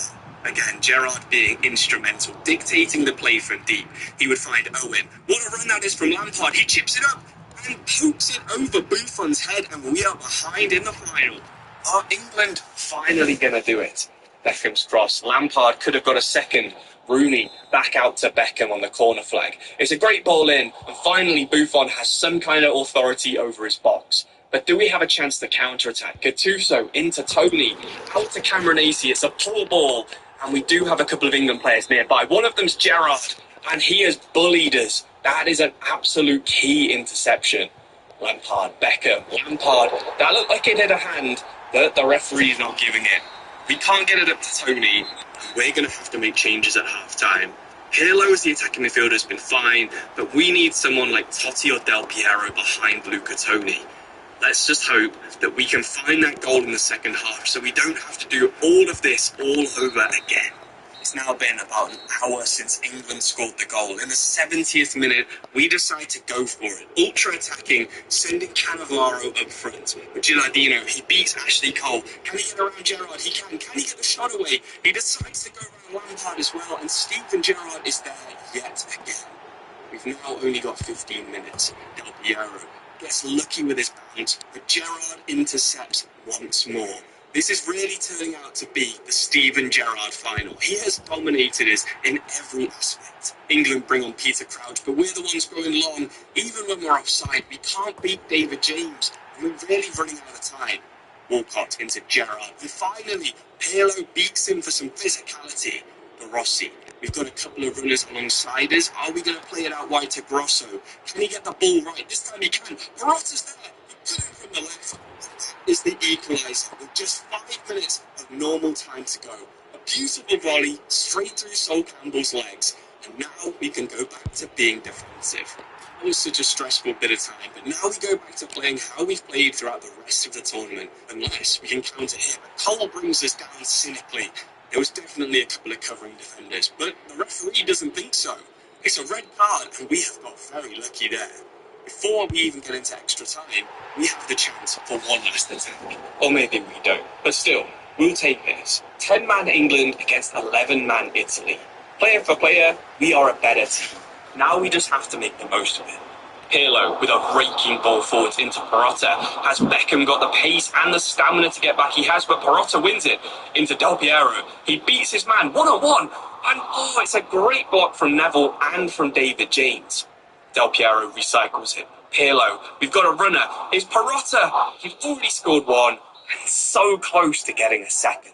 But in the last few seconds of extra time, and England will not want a penalty shootout. Maybe they won't get one. Inzaghi into Pirlo, one-on-one. It's another absolutely unreal save from David James. Campbell doesn't clear it, and England are going to have to face a penalty shootout if they're going to get their first World Cup. Of course, in 1966, it was actually West Germany that won, thanks to Franz Beckenbauer's leaping header. But penalties it is going to be, and it's a very even set of penalty takers. It is so unclear to say who is going to win this one. Gilardino, the striker playing on the right, steps up and scores our first one. David James nowhere to be found. Lampard, Chelsea's penalty taker, proved why he's their first choice in the roof of the net. Inzaghi is next, a good striker of the ball, and that was proven in his penalties. Beckham, hero of the nation, gets his penalty saved by Buffon. Brilliant stuff. To go ahead, it's the man that equalised, Morata. He goes for power, but David James is more than able to save it. Back to being 2-1. Gerrard stutters, but we go the right way anyway. It's a choke from England's two best players. Pirlo next. Surely he's going to score. He's got a good take on him. He Panenkas it over David James, and that's beautiful. The pressure of England is on Michael Owen. Is he going to go for power or placement? He goes for power and hits the post, and Italy have done it. Of course they have. It was England in a final penalty shootout against Italy. Where have I seen that before? They scored too early, Italy would equalise and go on to win on penalties. It's not coming home, it's going Rome. And thanks to Cannavaro, Nesta, Del Piero, Totti, Pirlo, De Rossi, from group stage to final, this team was so solid, so defensive, and one of my favourite teams of all time. It takes me back to playing PES 6 with my brother, but I'd always be Italy and he would be Brazil or whatever. Attack versus defence, I love it. Italy are champions. Thank you so much for watching.